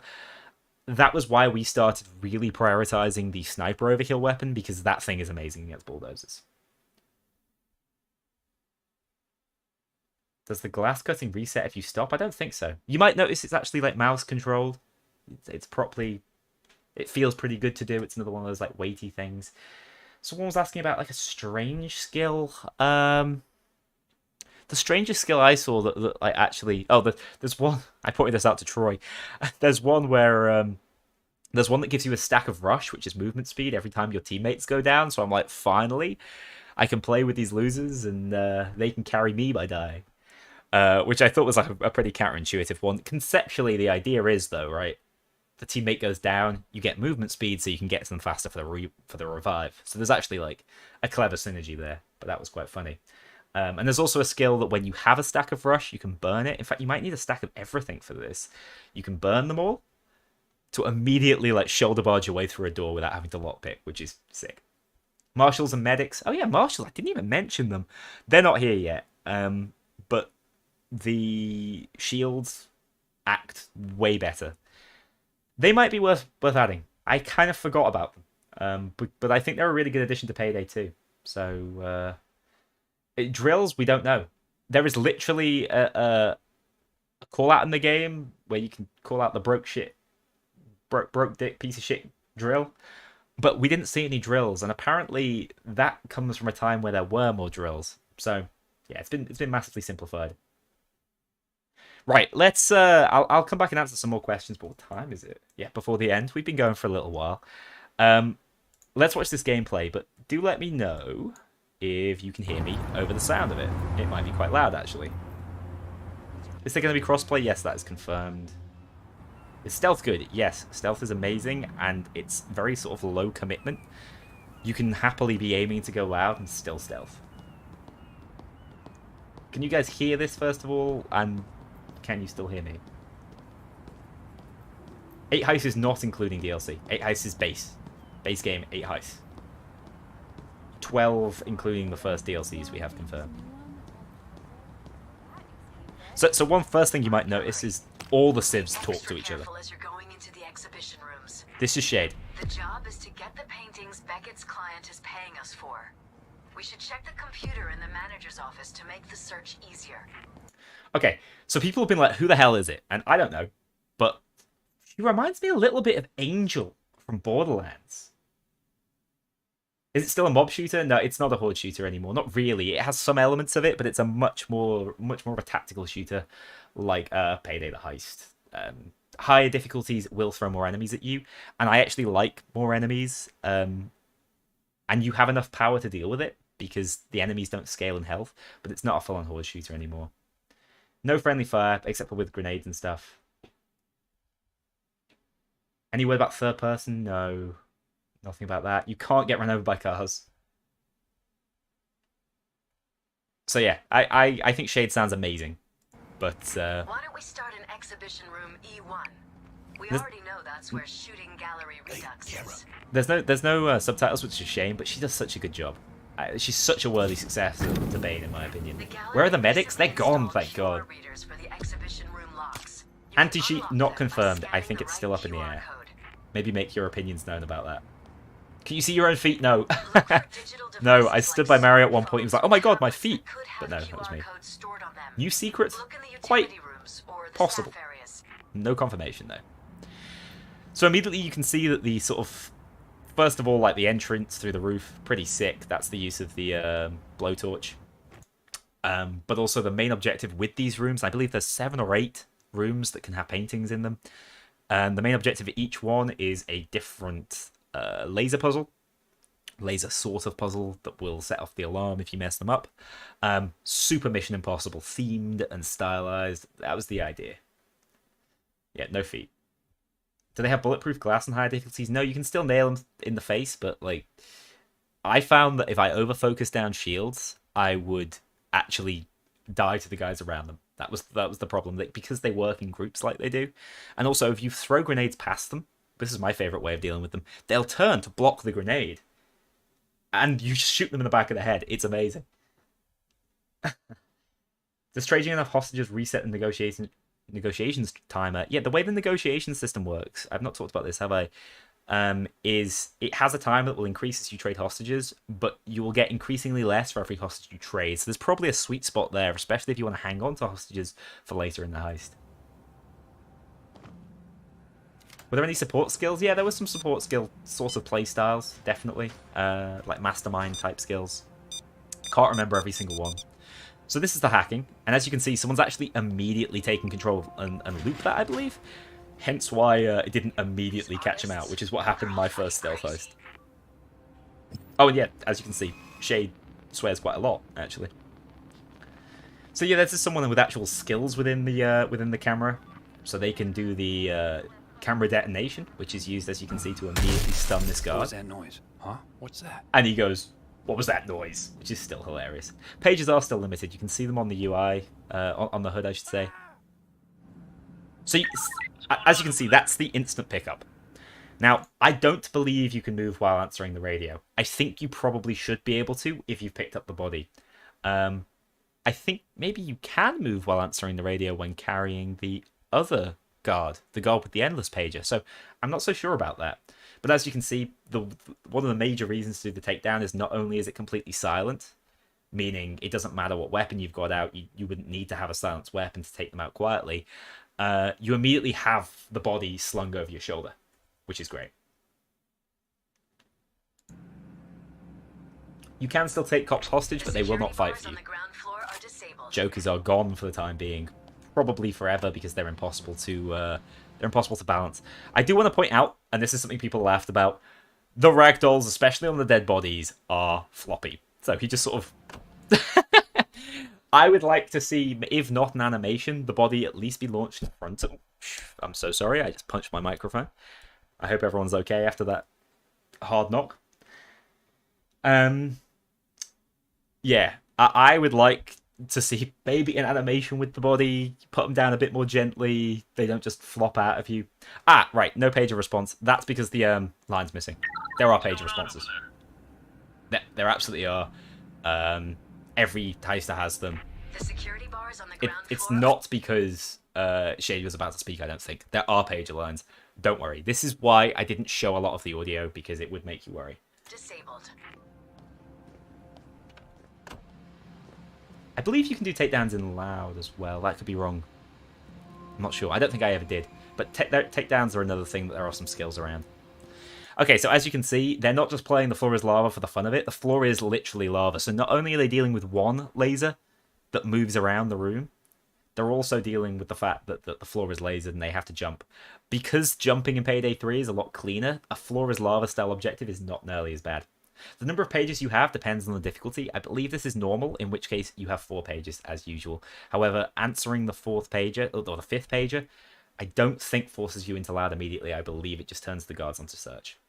I don't know, because I don't think we ever reached that point where we used up all the pages. It's very easy to avoid having to answer pages. Return of the Hostage Rescue Team, yes, they are back. Subduing or taking down... Well, you're killing them anyway. If you listen, you give them the old neck crack. So no, it's not a huge difference, I don't believe. It's more that you get immediate control of the body, and it is completely silent regardless of what weapon you have. I would like to see there be more application of subduing and stealth, actually. Because as it is, it's just a cool mechanic that needs just a little bit more evolving. How do you dodge pages? You don't kill guards, you distract them instead. You use teammates to keep them busy, things like that. Don't quote me on it, but you can also take guards hostage. I don't know if the page still goes. How does the game run on lower end PCs? And this is Chains, this is Damien speaking. The game will probably run well. It seemed well optimized, but I've only played it on very good PCs. So yeah, this is another laser puzzle. It's timing based. It will be incredibly frustrating to cock up on this. All the developers kept saying how hard they'd found stealth on this heist. So here's another takedown. Watch the guard. I love how Wolf is like, watch the guard. The neck crack is meant to play earlier. It did when I played. But yeah, that's the neck crack. Steam Deck compatible, I don't have any information on. I would assume so. Is there going to be a beta? Also no information. Any news for console players? Yeah, the game is going to be updated day 1 for consoles. That's the plan anyway. I don't see a world in which it can be not updated, because it's got complete crossplay and cross progression. Yeah, the cut is super satisfying, by the way. As I said, the number of pages depends on the heist difficulty and certain modifiers and things. This one has 4. No, it's not the headbox again. That's a diesel quirk. Being spotted actually works completely differently. You might notice you get detected quite quickly, which you do, which is because there's lots and lots of... we just switched off him, but you can see he was spotting really quickly. That's because you have so many stealth tools. So that's the main objective, by the way, to get into the rooms regularly. My favourite thing is that dude complaining and then they whack him on the head. But yeah. Divisive Hotston redesign. Yeah, he looks quite different visually. His face is quite different. Some people might not be a fan. I found this minigame really irritating. Basically, when you get close, you need to stop when you get close to the... First of all, you can just go slowly with it, but you're meant to stop when it's green. And if you don't go too far past, you can back up. But if you go too far past, you can go all the way around again, so it's not the fastest. And you can also hear the music ramping up a little bit, and it does that as you move through objectives. This is a Wi-Fi hack, which is a weird objective in that it doesn't actually involve you interacting with anything. But I think the idea of this is a major guard path, and they're trying to force you to stand there. Also, I love how everything is signposted. It really helps you work your way around the map, especially when you're pretty new to it. Newer improved looting mechanics. The looting mechanics are very similar. It's not a problem for like an art gallery type heist like this one, but on the bank heist it's quite noticeable that we've not advanced that much, other than in terms of traversal.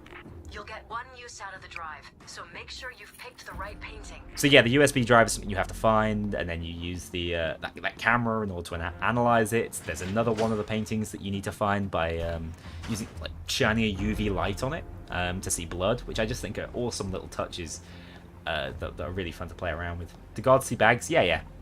The AI logic's massively improved. Did tasers get reworked? Yes, they now drop mines. They now have a serious weakness in that they have an electric pack which sits on their waist that you can shoot, electrocuting them and any teammates around them. They're very different, and you can also see where you're being tased from. What returned from Payday 2 that I'm not a fan of? Probably the loot moving system. And like debatably pages, but I think they're done so much better. You'll notice that door is instantly lockpicked from inside. This house has so many approaches. So you can approach through the sort of back entrance, which involves a lockpick. Or you can go straight through the front entrance if you're feeling really bold. And I did actually manage to do that one time, thanks to like a distraction technique. But my favourite approach on this heist is absolutely to mask up and run onto the rooftop immediately and go straight through a window, and then you can immediately get the cameras out because there are a lot of cameras on this heist. I'm sure Beckett can sell it for us. And then we have the mention of a character, Beckett, a fence of some sort.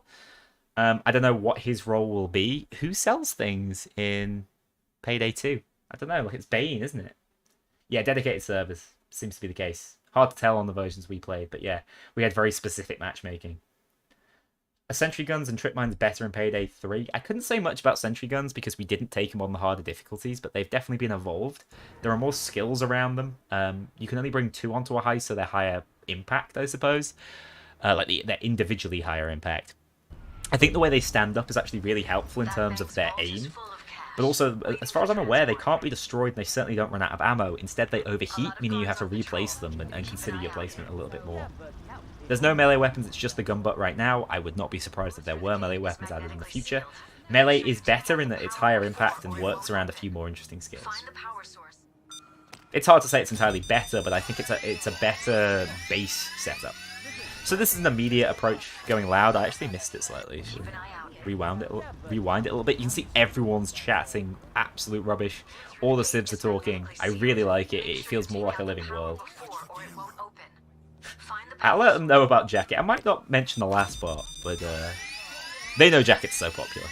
They know how popular Jacket is. I would not be surprised if he returned at some point. Almost certainly not at launch, though, from what we've been told about collabs. You might notice that that Shade's voice, like she always sounds a little bit more concerned, a little bit higher energy. You get the impression that maybe she's not as experienced as Bane. Bobblehead Bob, I didn't spot him. There are lots of new Civ models.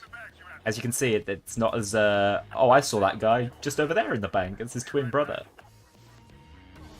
You do have to hold to interact for pages, as far as I know. I don't think you can drop them. No, maybe you don't. I don't think you can drop them. Oh, okay, let's talk negotiation, right? Because this was so dumb, and I definitely did it in my gameplay. But you can see, you get the option to either press F. I think it's silly that it's on the same key, and I think they should do something about it. There's way more keys on the keyboard they could use, but if you press F, you'll take a human shield. If you hold F, you'll trade the hostage. The only problem is, if you take a human shield, you rip their cable tie off. So if you have to tie them up again to trade them because you pressed the wrong button or you didn't hold for long enough, you will have to retie them. It's really frustrating. But If you see, he trades for time, I believe, and you see negotiation goes up by 15 seconds. So theoretically, they could just keep feeding them civilians for a minute, and they could get the thermite moving. They could get the thermite in, they could start doing the side objective. Instead, for some reason, the only way you break negotiation is by stepping outside aggressively, or shooting at the cops, and he does both of them. So, iconic guns of Payday 2, like the Judge coming back. Iconic guns are coming back, the Car 4, for example. But I don't believe I saw the Judge. The Mosconi's back, though. Unlimited zip ties. It's not annoying because there's limited zip ties. It's just annoying because you have to re-zip tie. Wolf's wearing 6 around his arm, for God's sake. And here you can see, like, it's pretty bloody.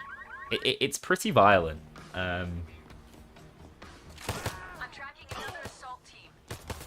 Yeah, so immediately the assault starts, or at least it's incoming because he's gone outside and started shooting. He also just let one of those civs go for no reason.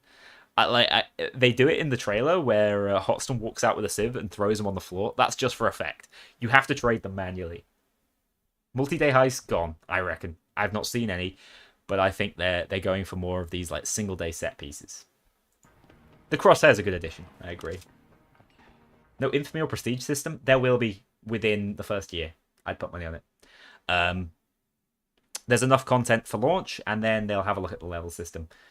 I'm not 100% sold on leveling by doing challenges, but I think as it stands, we just have to have our hands on it. See how it is.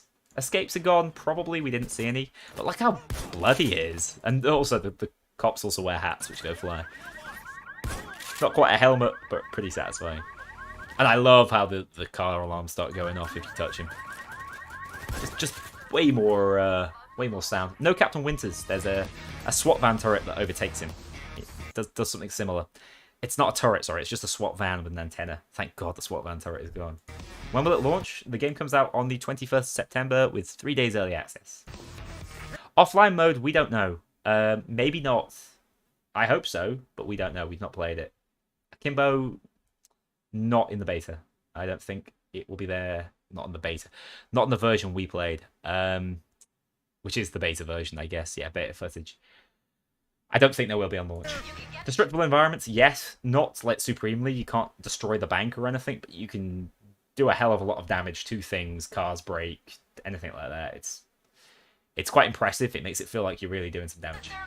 Crew AI is smarter. I would say they are smarter. They are maybe weaker, though, in that they're not massive bullet sponges. So you'll notice Shade said don't overdo it. Quite literally, she means if you throw in too much thermite, the fire will blaze and it will set the fire alarms off, and I think that's such a brilliant touch. Is the ammo system the same? It's similar. There's some changes to skills, but it's very similar to Payday 2, which I think is good. It's that arcadey style. Here you can see one of the stealth tools in use, which really is just giving him a good look of the guys dying in the hallway. You might see that what looks like the gameplay dropping frames here. I don't know. We never experienced that when we played. I don't know if that's actually just the footage, the way I've rendered it. There you can hear cops shouting all over the place. These guys ain't playing. The cops are really loud. I saw some people asking. I think Starbreeze want to support mods as much as possible, but I cannot confirm anything about mods. We just don't know. But the game could have anti-cheat.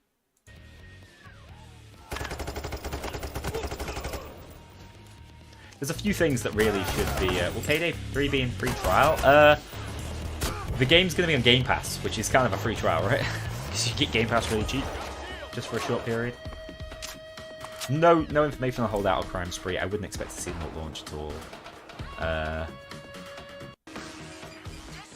the weird thing about this is, like, Chains, why are you still carrying that thermite? Why didn't you use it? These are the die packs. A little mechanic to sometimes take some of your loot from you, which I think is cool. Do I think John Wilk will return to Payday 3? I wouldn't be super surprised if there's any interaction with the Lionsgate guys, but I don't know. It'd be difficult to ask for it without Keanu. Characters' faces move in the game? Yeah, I believe they talk. I'm not sure how well synced it was, but they do talk. The escape gets really, really cool. For some reason, they run along the road. The approach I had was to actually go down this sort of side corridor where that Grenadier enemy is. And that felt a little bit safer, like we could hold up there. But this is an example of randomization, I think, actually, because it looks like the rendezvous point is in a different area. That's the overkill weapon. So The overkill weapon is dropped reasonably close to your position by a chopper. It's called in by the phone. You can pick up anyone's overkill weapon, which is good. It means that the first person to get there can just pick it up and use it. They're super useful. So, are there better sights than ACOG? Yeah, there's loads of different sights. I didn't play around with them that much. I actually used this gun. This right here is a prefabricated gun that you can buy, and it was very OP in the beta. Can you choose your overkill weapons? Yes, your choice is between the piglet grenade launcher and the thermal sniper rifle. Half those shots didn't explode. Correct. That is because they're on a timer. If you don't direct hit a cop with a grenade, it won't explode unless you have a skill that allows it to instantly explode, and also works for regular grenades. Explode and impact skill. Any insight on the other two heists coming? The only thing I have always been saying is that I'm positive that one will be female. I think it would be weird to step back from that when it was a plan for Payday 2 and not have it in Payday 3, but no. There's a lot of speculation, and there's some things that can help us speculate from what we've played. But at this point, I'm not gonna say anything until Starbreeze says something. Will Chains be in a pickle? He's in a permanent pickle, but he's so big that he just handles it, you know? I think Keanu has a higher chance because Payday 3 is a more high-profile game and he's done more video game stuff. You can see that sniper aimed at Chains briefly, but he didn't get a shot off, whereas in Payday 2, Chains would probably be dead there. And that's the armor bag? Okay, let's talk briefly about the armor mechanic. Is detection... There's no such thing as detection rate anymore. Weapon and armor, it has no influence on it. The only reason why you might want lighter armor and stealth specifically is because you move faster in it. And light armors are actually viable in general, so they have different pros versus the heavier armors. Hip firing feels amazing. I didn't ADS a lot because I was like, God damn, hip firing feels very good. Smash Baylor? She's not coming back, sorry. Yeah, so... First of all, look in the bottom left-hand corner. Edge Divinity, thanks so much for the $5. Say armor is hidden under your clothes now. But what if I like the look of the heaviest armor on me? You want a heavy style look? First of all, play Chains. That boy is heavy. He is a big lad. There's plenty of outfits that can give you that can all be purchased. You don't have to buy as DLC or anything. But I feel you. I get what you're saying there, but it's all like ballistic weave. It's all just under the shirt. It's the way they approached it, because I don't think it would make any sense because it doesn't impact stealth anymore. I don't think it's purely a stylistic decision. Oh, hey, Mort. How's it going? I hope you're well. I hope you had a safe trip back. I know flying is not something you've done a lot of. Yeah, so you can see there's a flashing part here, as well as a red part. Now, the red part dictates the difference between where your armor is currently at and your entire armor plate. I guess we could call it plates. It's all these sections, right? Now, I believe there are skills, don't quote me on this, but I believe there are skills that can allow you to fill that up, but I am not certain. However, it's only the flashing part that you can recover after taking damage. He's done a terrible job because he's immediately used the armor and increased his armor. But maybe Chains' will go back? Yes, Chains' went back. So after a certain period, or if you have certain skills equipped, you can take cover and get your armor back. But that's the only way you can replenish armor, as far as I'm aware, outside of some very niche skills or from using armor bags. Oh, I'm in the way. God damn it. How many people said webcam before I noticed?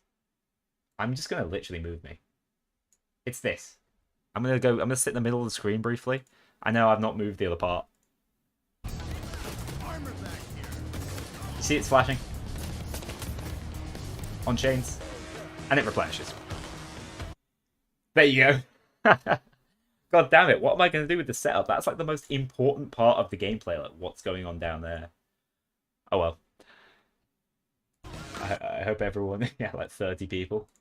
Well, yeah, thank you guys. Thank you. I appreciate you pointing me in the right direction. I'm an idiot. He escaped his frame. No longer a convict. And that, as you can see, is another overkill weapon that's been called down. They fall somewhere between like 30 and 40 meters away from you, wherever they can possibly be dropped. It was way harder to recover them, I found, on the art gallery heist, where a lot more of it is indoors. But because they're so crucial on harder difficulties, it was always worth trying to recover them. Especially the sniper, because once you have the sniper, could easily push back. You always had the firepower. How prevalent is the green filter? Do you think you're seeing it in this gameplay? I didn't really notice it. I felt like the map was just quite bright and nice. It is a little bit greeny filtery, isn't it? I spoke to Almir about that, I think, and he said it was inspired by the outdoor shootouts in Heat, and it was like a conscious design decision. But we'll see. I think if enough people complain about it, if there is a beta, it'll disappear. I don't have a problem with how it looks particularly. Can't wait for Clover. That could be the female host to return, to be honest. I'd say Sydney or Clover were the most likely. Has Dodge returned? No, although cops don't have perfect accuracy or anything, and you can play in a dodgy style. But no, you're looking at really just armor and health sort of builds. Yeah, Art Gallery didn't have it, because Art Gallery's got more of a red feel to it for this Mission Impossible style they went for. I think you will see movie inspirations, absolutely. Here you can see they are spamming the dozer. Alright, let me just see what hit the dozer here that he survived and then charged through. So Chains, first of all, is doing what I was always doing, which is running away. Oh, this is a different dozer. That dozer was easily surrounded and taken down. Up close and personal, the AK will melt him. So I'm pretty sure someone is firing the... Yeah, someone has the piglet and is firing at him, and he is taking it like a beast. Now there's a sniper spawn, and the charge is sick. And it's really good for the dozer because it's a gap closer. And then, I mean, what? He landed one shot there? Sorry, I keep rewinding it. He landed one shot and it took almost all of the armor. Watch this. Yeah, it took a whole chunk of the armor and some health. Dozers are open. Watch out for dozers. You're gonna have to group up and deal.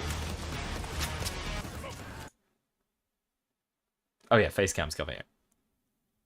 You're gonna have to trust me. It did a lot of damage, alright? Did a lot of damage.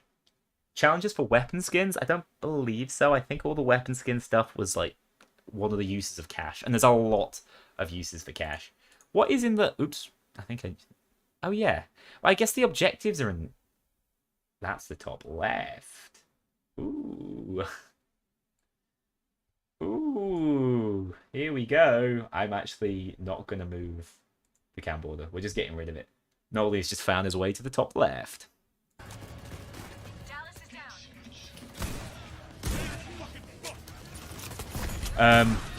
Yeah, Dallas died at this point. There you can see, I believe it's grit activating from the shotgun. Very common to see, like, grit. Oh, yeah, you can see when the stun goes off. That's an interaction with stun. Cloaker. I'm really disappointed you barely get to see him. But did you hear that noise he makes? The Cloaker is such a unique character in this game. He is a, he's an individual, alright? Is Dallas bussin'? Dallas is bussin'. I like the new Dallas design, by the way. He looks older, which makes sense. The dude is, like, in his mid to late 50s. Can we earn Payday credits in game? Payday credits aren't yet in the game, so we don't know. My face can't still be in the top. What is the shared inventory? I guess you're talking about, like, the thing on Art Gallery. Certain objectives are shared between players because they'd be too cumbersome. I think the canon lore is it's being sent between the mobile phones, which is kind of cool. The Cloaker does go woo-loo-loo-loo, and it never hits, or at least I haven't heard it hit a top pitch. It just keeps getting higher and higher and higher, which makes it even more intense. Vaulting works just as it does in most first-person shooters. You just press space and you will fly over walls and you'll move pretty fast. Is a free beta coming for the game? I do not know. I hope so. Do I think the game will be playable with bots? Absolutely playable. I think it will be optimum to have at least one teammate with you because there's so much more co-op play, so to speak. So yeah, that's the only Cloaker section we get, but the guy's got so much personality. You'll notice ammo does actually fly around with explosives, which is kind of cool. That's what these little packs are. And yeah, when you get in game, this gun is still good. I would not be surprised. It is a beast right now. You can see the overkill weapon is charged. You just have to press Z to call it in. Is the Cloaker voice similar to Payday 2? Yes, I'm told it was a re-recording, but it is very similar. Yeah, because doesn't Simon Viklund do it in Payday 2? But yeah, he sounds, and he's also an asshole. Did Cloakers dodge when I didn't? I got cloaked plenty. I don't remember them specifically dodging or doing their flips and stuff. But they are super intimidating. Overkill red and black van, yes, same with the chopper, you might have noticed. What do you mean? Is there an ammo highlight option? Not that I saw, because it is difficult to see, I agree. Any of the old soundtracks returning? I think it's unlikely to see anything Simon made return, unless it's with his permission. Mind the You have to guard. disable the power or you won't get it open. Find the circuit breaker that powers His friendly it. fire on. Yeah, explosives will hurt teammates. Oh, I'll tell you what, we've not had a proper... Yeah. We do get a proper look at Hoxton here. Let's see if I can pause it on the boys. He's a bit far away, but you see he does look like a different person. Who leads the highest? It's Shade, the new Bane contractor. How difficult is Overkill? Really difficult. It's a lot fairer, I think, than Death Sentence. Like, if you're a veteran of the game, you use your brain when you play, you will be able to complete it, even if you don't have a super in-depth build. But we've only played with 21 skill builds, so it's hard to say, and with pretty overpowered weapons. Very doable, like not out of reach. Definitely something you should strive for, but super difficult. How does the class and skill system work? It's a lot more discreet, or less discreet, I think. That's the right way of saying it. So there's a lot more fluidity. You can take bits and bobs of all sorts of playstyles and make it into a build. Is Overkill harder than Payday 2's version? Yeah. It's even harder than Payday 2's release version, which was pretty hard. It's rock solid. I would say it's Death Sentence difficulty, just done better. Guard over We there. need to get Any past story that beats? gate in front of the Yes. I will talk about those in a minute, actually, because they're very interesting. Oh, but there's Hoxton. As you can see, he looks like a different dude. His face is burnt as hell. It's hard to see from this distance. I see a camera. The gate's But door Hoxton is has had sealed the magnetically. biggest Mind You the have redesign, to disable which the surprises power me. or you won't get it open. Find the Wolf circuit still breaker has that like very Ulfy looks. It's probably the best we're gonna get. You can see his face is a little bit gnarled up on one side. I do love his look, but he does look like a different fella. He doesn't look as British as he used to. Can you yell voice lines? Yes. Yeah, and you have control of your character's voice lines, and you can say some in stealth and some in loud. Not all voice lines, obviously. There are 4 difficulties. One down is not a thing right now. Modifiers do exist, and they're very important for stealth. powers it. He's gonna rip my nuts off. Is there a host kick system? I'm sure there will be. God. But as you can see, it's still Pete Gold voicing him. But also, his coat's real floppy. Yeah, he's a handsome man. A bit of a pretty boy all of a sudden. But yeah, Pete Gold's back. And this is Ulf. All right. Now I shouldn't disable say that. the This is switch Wolf, box's security. now voiced by The Nicholas. controls are in the power room Watch the camera. upstairs. And he looks older and has more hair, although his hair's still very short. Ah, I had the perfect one. I kept going. Security. The controls are in the power He looks room great. upstairs. There is no Smash Bailiff, I'm sorry. Motion blare. No, Hoxton does have his former voice. He absolutely does. He's got his Pete Gold voice. Fear not. All of the characters have their original voices, except for Wolf, who couldn't be voiced by Wolf. So I think Wolf's overall design is amazing now. I really, really like it. He looks truly unhinged. And I might end up playing him more than Hoxton. Bile and Twitch are returning. At least Bile is. I'm positive. He's the one who throws the thermite to you. Do you still get detected when you bump into guards? Depends what area you're in, I believe. If you're in a public area, you can body bash them as much as you want. And they will react and be unimpressed. Is upkeeping ammo a problem? It's a resource you have to think about. There are no ridiculous weapons like the Campbell LMG that just never runs out of ammo. Even the AK that was super powerful, I did have to be ammo conscious. Any sign of lock? No. I'll need you to come guy's with me. missing. This area is restricted. So this is what happens when you get caught in a private area. Even if a camera catches you in a private area, the guards will be called to you.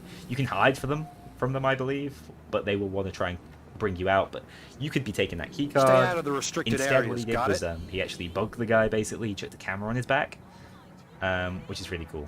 How many contractors we don't know at this point. We only know Shade, but I will touch on the story a little bit. Any chance Shade is Joy? Do you think she sounds like her? That's actually a really cool theory that I've not thought of. So yeah, I love this. I think this is so cool. This part, I'm like, why would you bother? And then he's like, Jesus, what now? Why just strangle him? It's a little janky, but I think I love it. And that was the neck crack. Oh, it's bad. So yeah, that was a takedown. And that's, as you can see, Chains is using the pager. You might be able to hear him. No. We do get a Chains pager line in this one, I believe.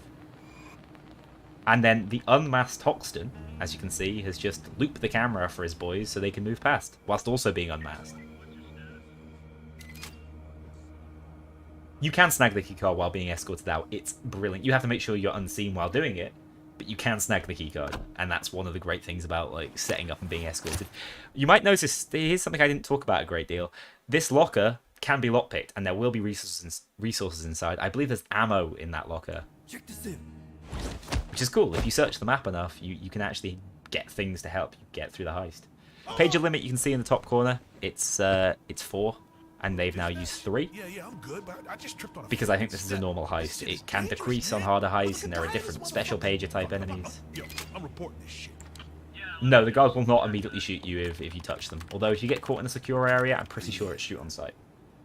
You cannot mask off. It would make things way too easy. How fun is this? The game is very fun.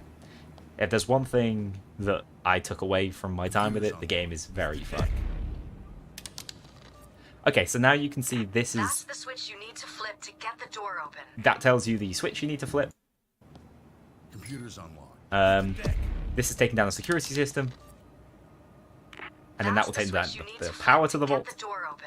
So that's really important information. Again, you have to be a bit more observant. You have to heist a little bit more with your brain. Will Locke come back to Payday 3? I think he might come back. I don't think he's This going to could be there at something. launch. A Wixia executive apparently has a The safe PC Collector's deposit Edition, box I in his think, bag. will release in the US. I think it'd be wild if it didn't. It'd be amazing. If you're near an office, try to find Weapon out damage which box multipliers? it Do you mean damage range multipliers? Like multipliers over distance? They're gone. However, weapon drop-off is a thing. It will function more like it does in competitive FPSs like Call of Duty. So you can see, got to flip the correct switch. The power box, no one tells you where the power box is, but you can follow the wires along and work it out, and I absolutely love that. And here again, this is something that was added in Hoxton's Revenge, and it's just a weird mechanic. It barely works there. But here you can take the guy as a hostage. You don't even have to cable tie him up. And then watch as he throws him against it. I just love that. That's for the retina scan. It's very cool. Instant cash is a thing in that there's like loose cash, but I don't think there's offshore accounts. So everything is instant cash. Sprinting does make noise in stealth, and if you do it in regular areas, like public areas, people might just look at you funny and be like, what the hell are you doing? Do it in secure areas, which I found out the hard way, you'll call enemies to you. I ran around in that exact room, the manager's office, and I was putting all my civilians in there because I was like, that's pretty safe, they're out the way. And one of the security guards outside came in through the goddamn window and found them, which was sick. Is Hoxton British? Yes, Hoxton is British. Houston is missing. Disable the die packs. Die packs are just a cool little objective, although, like I said, you cannot disable them all in solo, so it is a disadvantage of playing solo. And here you can see the money. This is just like loose cash, additional money you'll bring home, and money's such a big deal in Payday 3. At least it will be at launch. That it's worth doing. The level cap is 150, however there's a soft cap at 100 where you no longer earn more skill points. Skill points cap out at 21. You're not going to get a lore video based on what I know because I just don't know enough yet. There will be a lore video pre-launch though. I'm positive of that. Alright, that's all the footage I have to sort of talk over. That doesn't come close to everything that's in the game. There is so much more, but it's hard without the visual prompts. That was the issue I had when making my videos. What I'm going to do is I'm going to mute the video again. I'm going to replay that, and I'm just going to answer a few more questions before we close off for the night because I want to make sure everyone's question is answered. I can't reply to everyone's comments on YouTube because it's just taking me so long to type them out, but I can do it verbally. Okay.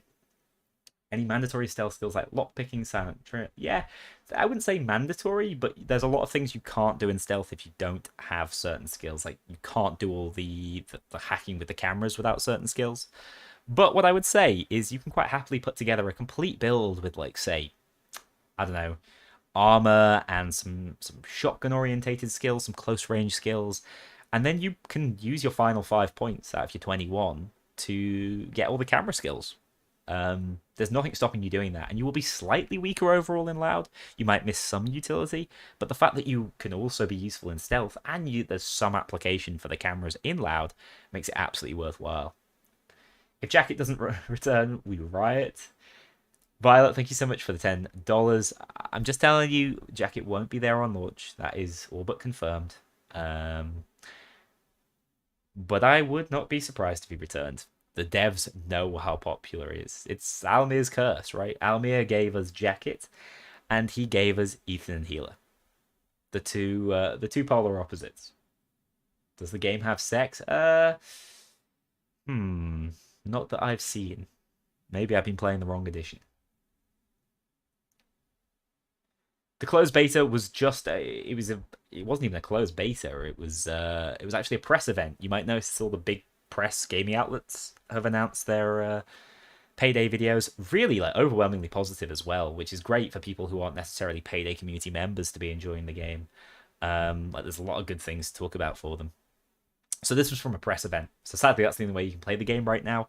Hopefully, we'll get some news soon. The marketing campaign is 100 miles an hour right now because it's been delayed slightly.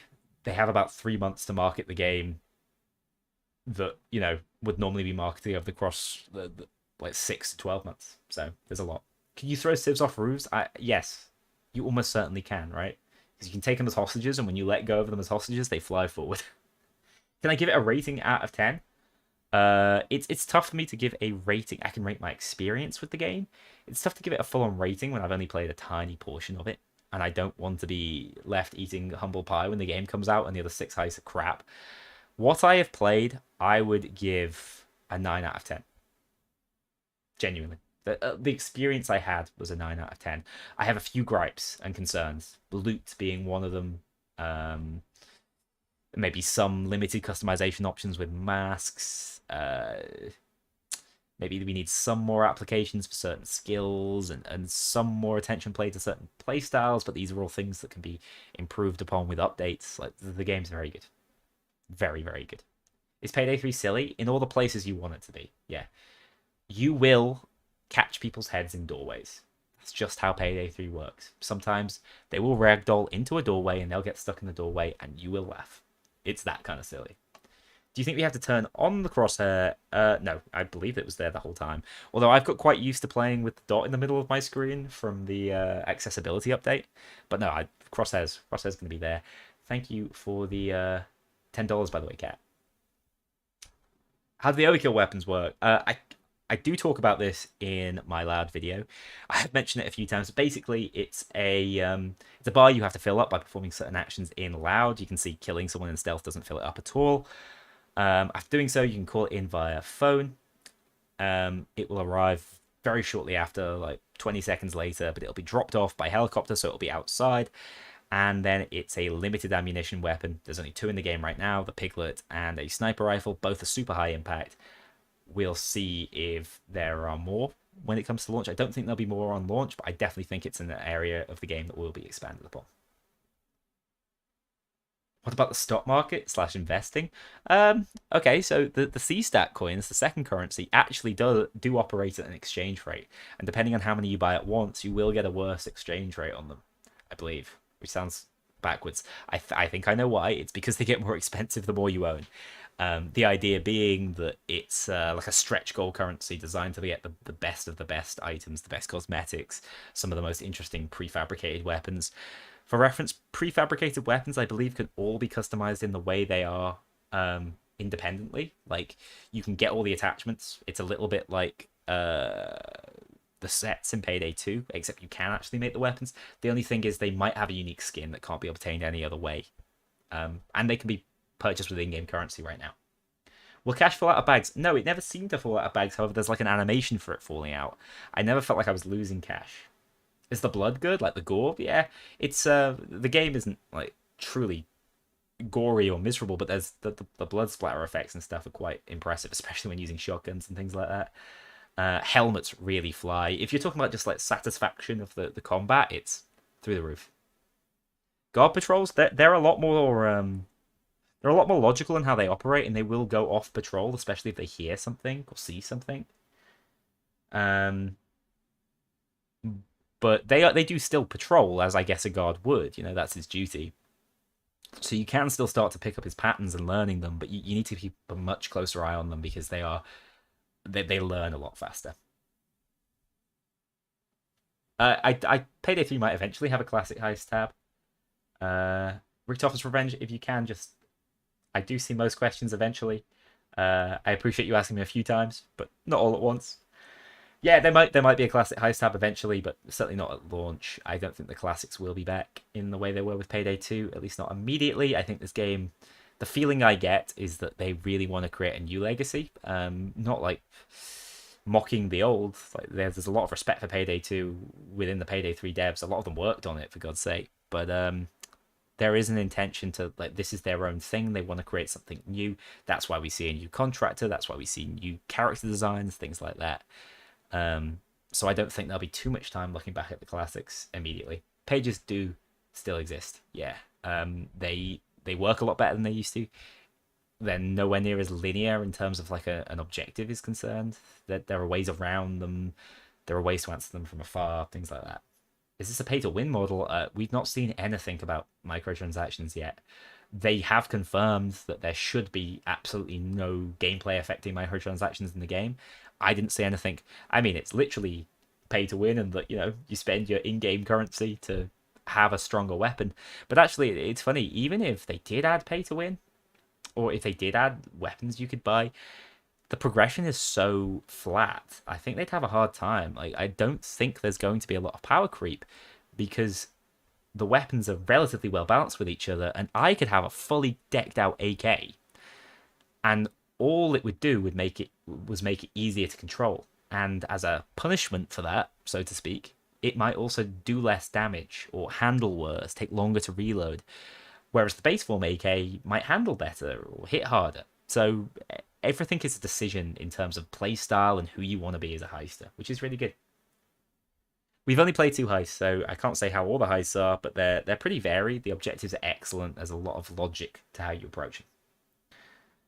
Body bags don't exist anymore. You just pick people up. You just fling them over your shoulder. It looks pretty funny. Is Chain still objectively the funniest heister? I would say Jimmy is objectively the funniest heister in Payday 2. Chains has some really good voice lines, I've heard. I would say Wolf and Hoxton are more the comic relief boys, but we'll see. Yes, so recoil patterns, you can learn recoil patterns. You don't have to guess how your gun's going to work. You can get a really good feel for them, and you can get that serious affinity. And because you can level up your weapons, it really does feel like you're gaining affinity for whatever gun it is you're using. Right, yeah, so I'll talk about 2 main things now before we close off. Thank you so much for your questions, by the way. I've had an absolute blast doing this, and I hope it's clarified some things that were hard for me to clarify in my video. No, I don't think skills are a downgrade. They're a massive change. There's no super OP, like, crutch skills, but there are lots of very interesting skills that have high value. One thing I was going to talk about is story. The other thing was... And if anyone can answer things in the chat, I appreciate that. Things that I've already answered, like about the modding community and stuff. I'm sure there will be, but we don't have any information on it yet.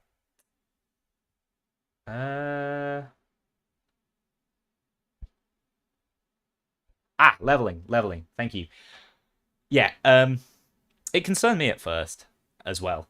Like the way it works with challenges, it seems strange, but there's so many progression systems now. I love, by the way, how that god's body flies out the roof. There are so many systems to think about that completing a heist still will feel amazing. You'll get weapon XP. You might unlock favors, which are pre-planning assets for other heists, because someone appreciates the job you've done. So yeah, it's not like you need experience to feel like you've completed something worthwhile. But my suggestion was maybe make it so you give the player half experience for leveling and half just from doing the challenges. But as it is, the game is just based off challenges. But from what I understand, you can level to just below the level cap, or the soft level cap of level 100, without even looking at the challenges, because the challenges are things like kill X amount of enemies with a pistol, kill X amount of enemies with an assault rifle, kill so many tasers. Some of the challenges might be, complete a heist by stealing all bags. Some of them will be like wacky Payday 2 achievements. Do this heist without touching the floor, things like that. Those are the ones you'd have to look into. But really, those are like the completionist challenges, the people who want to get to Infamy 150 or level 150 as it is now. Um, so I don't think it's that problematic, but I have to see. I've only played on level 100 accounts, so it's really difficult for me to say how it will actually be in game. It's interesting. Do you need all challenges to get to Infamy 150? No. No. I don't know how many you do. I think maybe 700, 800 probably. Yeah, I know I mentioned the Green Bridge platform, but platforming is probably a bit better in this game with actual like mantling and not the world's most floaty jump. So yeah, I can see the concern. I think there's a lot of progression systems. Money is way more important. It clearly takes some inspiration from Payday the heist system as well as Payday 2's. So yeah, in terms of mention of actual infamy, like the infamy we have in Payday 2, no, not really. But I'm positive there will be more level progression things within the first year of the game's life, especially if people hit 150 quite quickly. Is the soundtrack banging? Yes, the soundtrack is banging. Okay, one last one. Let's just touch on the story. I know Marina Top Hat is determined that Shade is replacing Bane and Bane is dead. Now, someone, not Bane, sorry, is replacing Locke and Locke is dead. Bane, we have no idea about. Theoretically, his term as president is probably up, but who knows? I wonder if he's even going to be alluded to, maybe as an Easter egg. But Bane isn't the focus. We retired with Bane. We got Bane's job done for him. Hopefully the world is a much better place. All we know is the Cloakers are way worse. They're way harder to deal with. Bane's done something wrong since he's been the president. But I don't think Bane will be in the picture, at least not early on. And I don't think Locke will be either. And people were saying like maybe Shade is Joy, which is like such a cool idea, especially if we say Locke is dead or Locke is captured. We know that enemies, there is a certain group that we pissed off during Payday 2, and they are after us. And most of the gang are missing as a result of them. Most of the gang, most of the contractors, we don't know where characters that I think might come back, like Vlad are, we just don't have a clue. Which is a clever setup because it's either like we don't know how we want to use them, we don't necessarily want to write them off and kill them, we might want to bring them back at some point, but it's just an easy way for them to say, look, it's these guys, we know where they are, they were the only ones who were lucky enough to escape whatever this massive event was, they've been cleaned out, all their offshore account gone, they're not rich anymore, they're starting not from ground zero because they've got all the experience and prestige they had, but they're not rich anymore. And that's where Shade comes in. We don't know exactly what she's going to do. There are only a few returning characters. Funnily enough, Gage is one of them, which makes me so happy. Especially if we ever got live action stuff, because his actor is amazing. Yeah, I don't think it's Murky Water. I don't think it's the Kataru. I don't think it's the Overkill MC. It's another group. It could be Gensec, you know. We heard from Gensec. We know Gensec are in this game. They're one of the private security companies that can make stealth way harder. Bile is in the game as well. Yes, Bile is in the game. I believe Twitch is in the game. A lot of the minor characters are returning. But Gage is indeed the man who is feeding those weapons and customization and stuff. So yeah, I think the story is set up like that. We've been sort of taken out in a sense. Like the Payday gang's been in retirement, but someone wants revenge. We don't know who that someone is. It's just speculation at this point. I would say it probably isn't the likes of Murky Water because I think they want to stray away from the weirder Kataru style stuff, at least early on.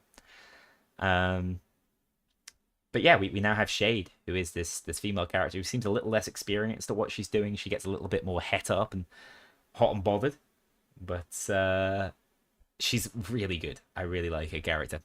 So that's where we're at with the story. Can I ask Almir for a bigger FOV slider? Yeah, I'll page him. The animations such as bagging loot can be different. Yeah, the animations on things that aren't combat based are a little bit underwhelming. I agree. They're generally like putting your gun down, which is a shame. I think there's lots of reasons for that. I do think if anything is going to be changed, it could be like a loot bagging animation.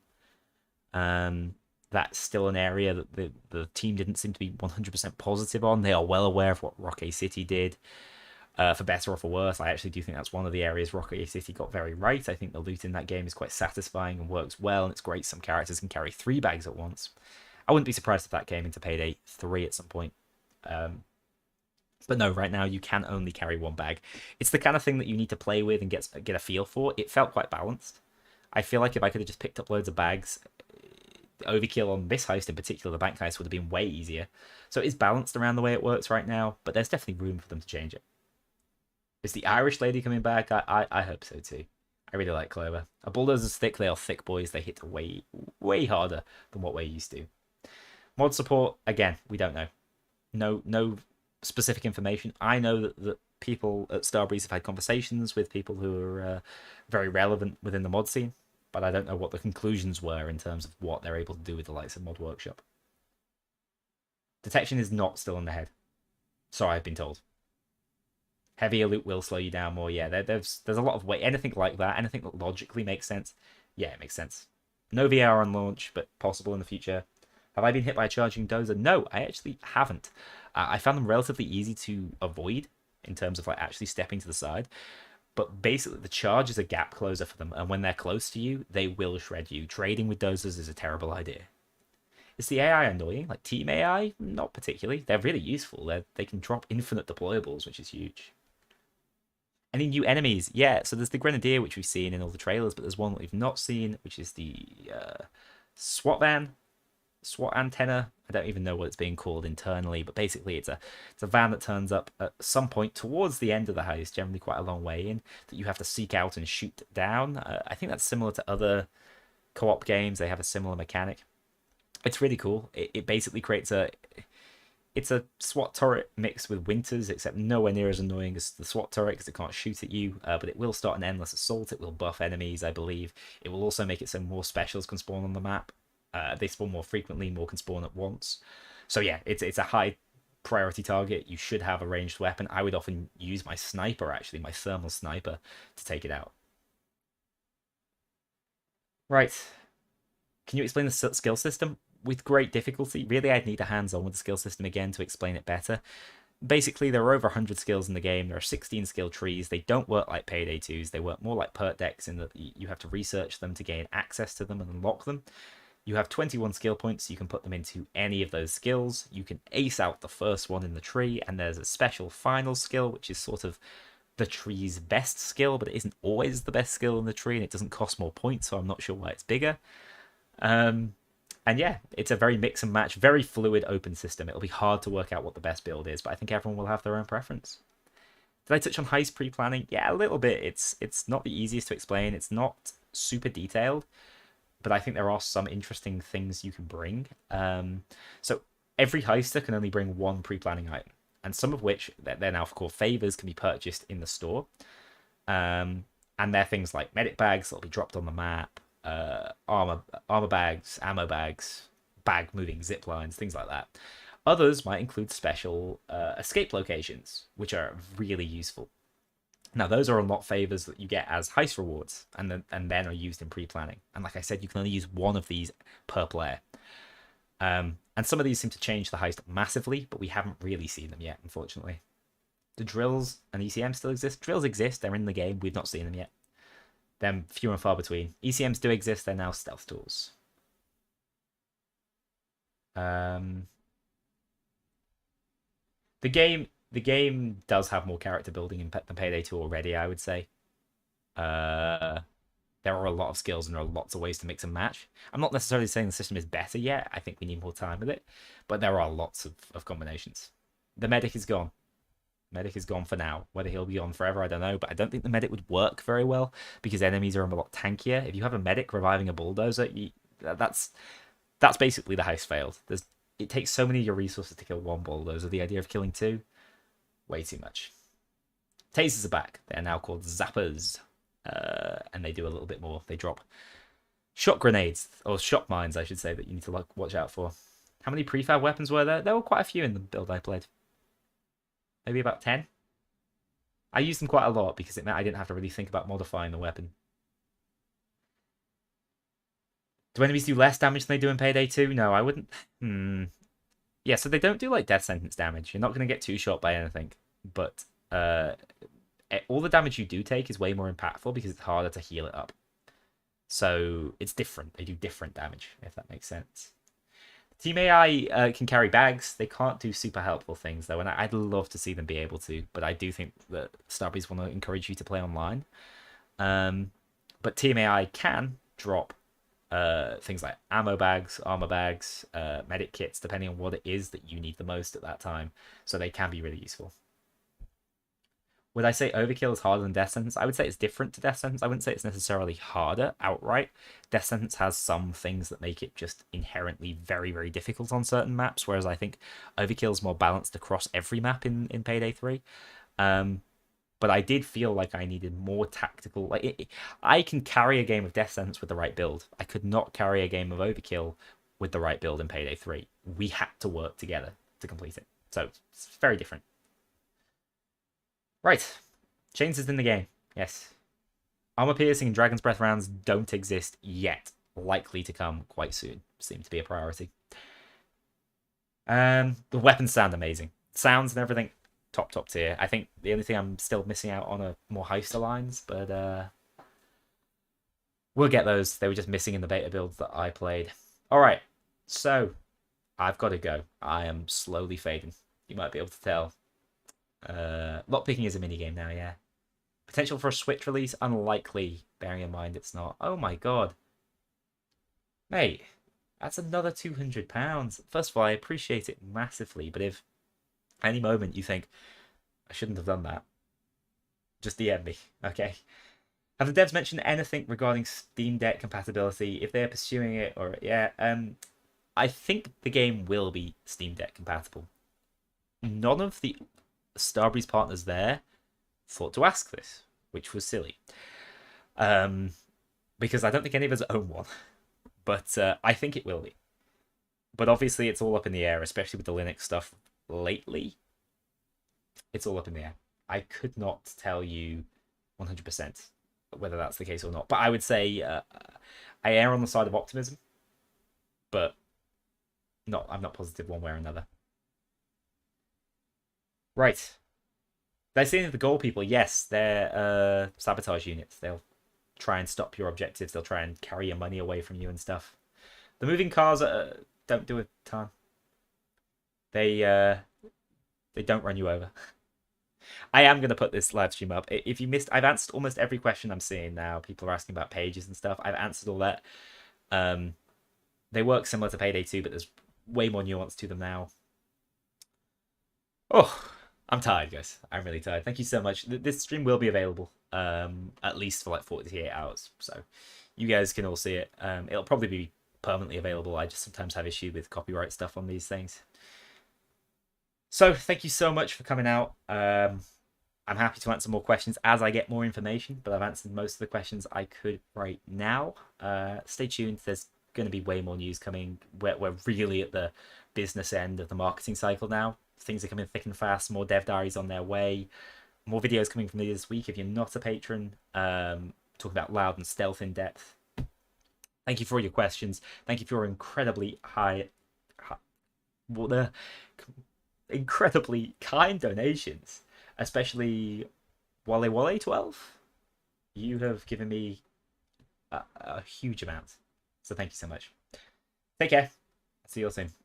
Bye bye.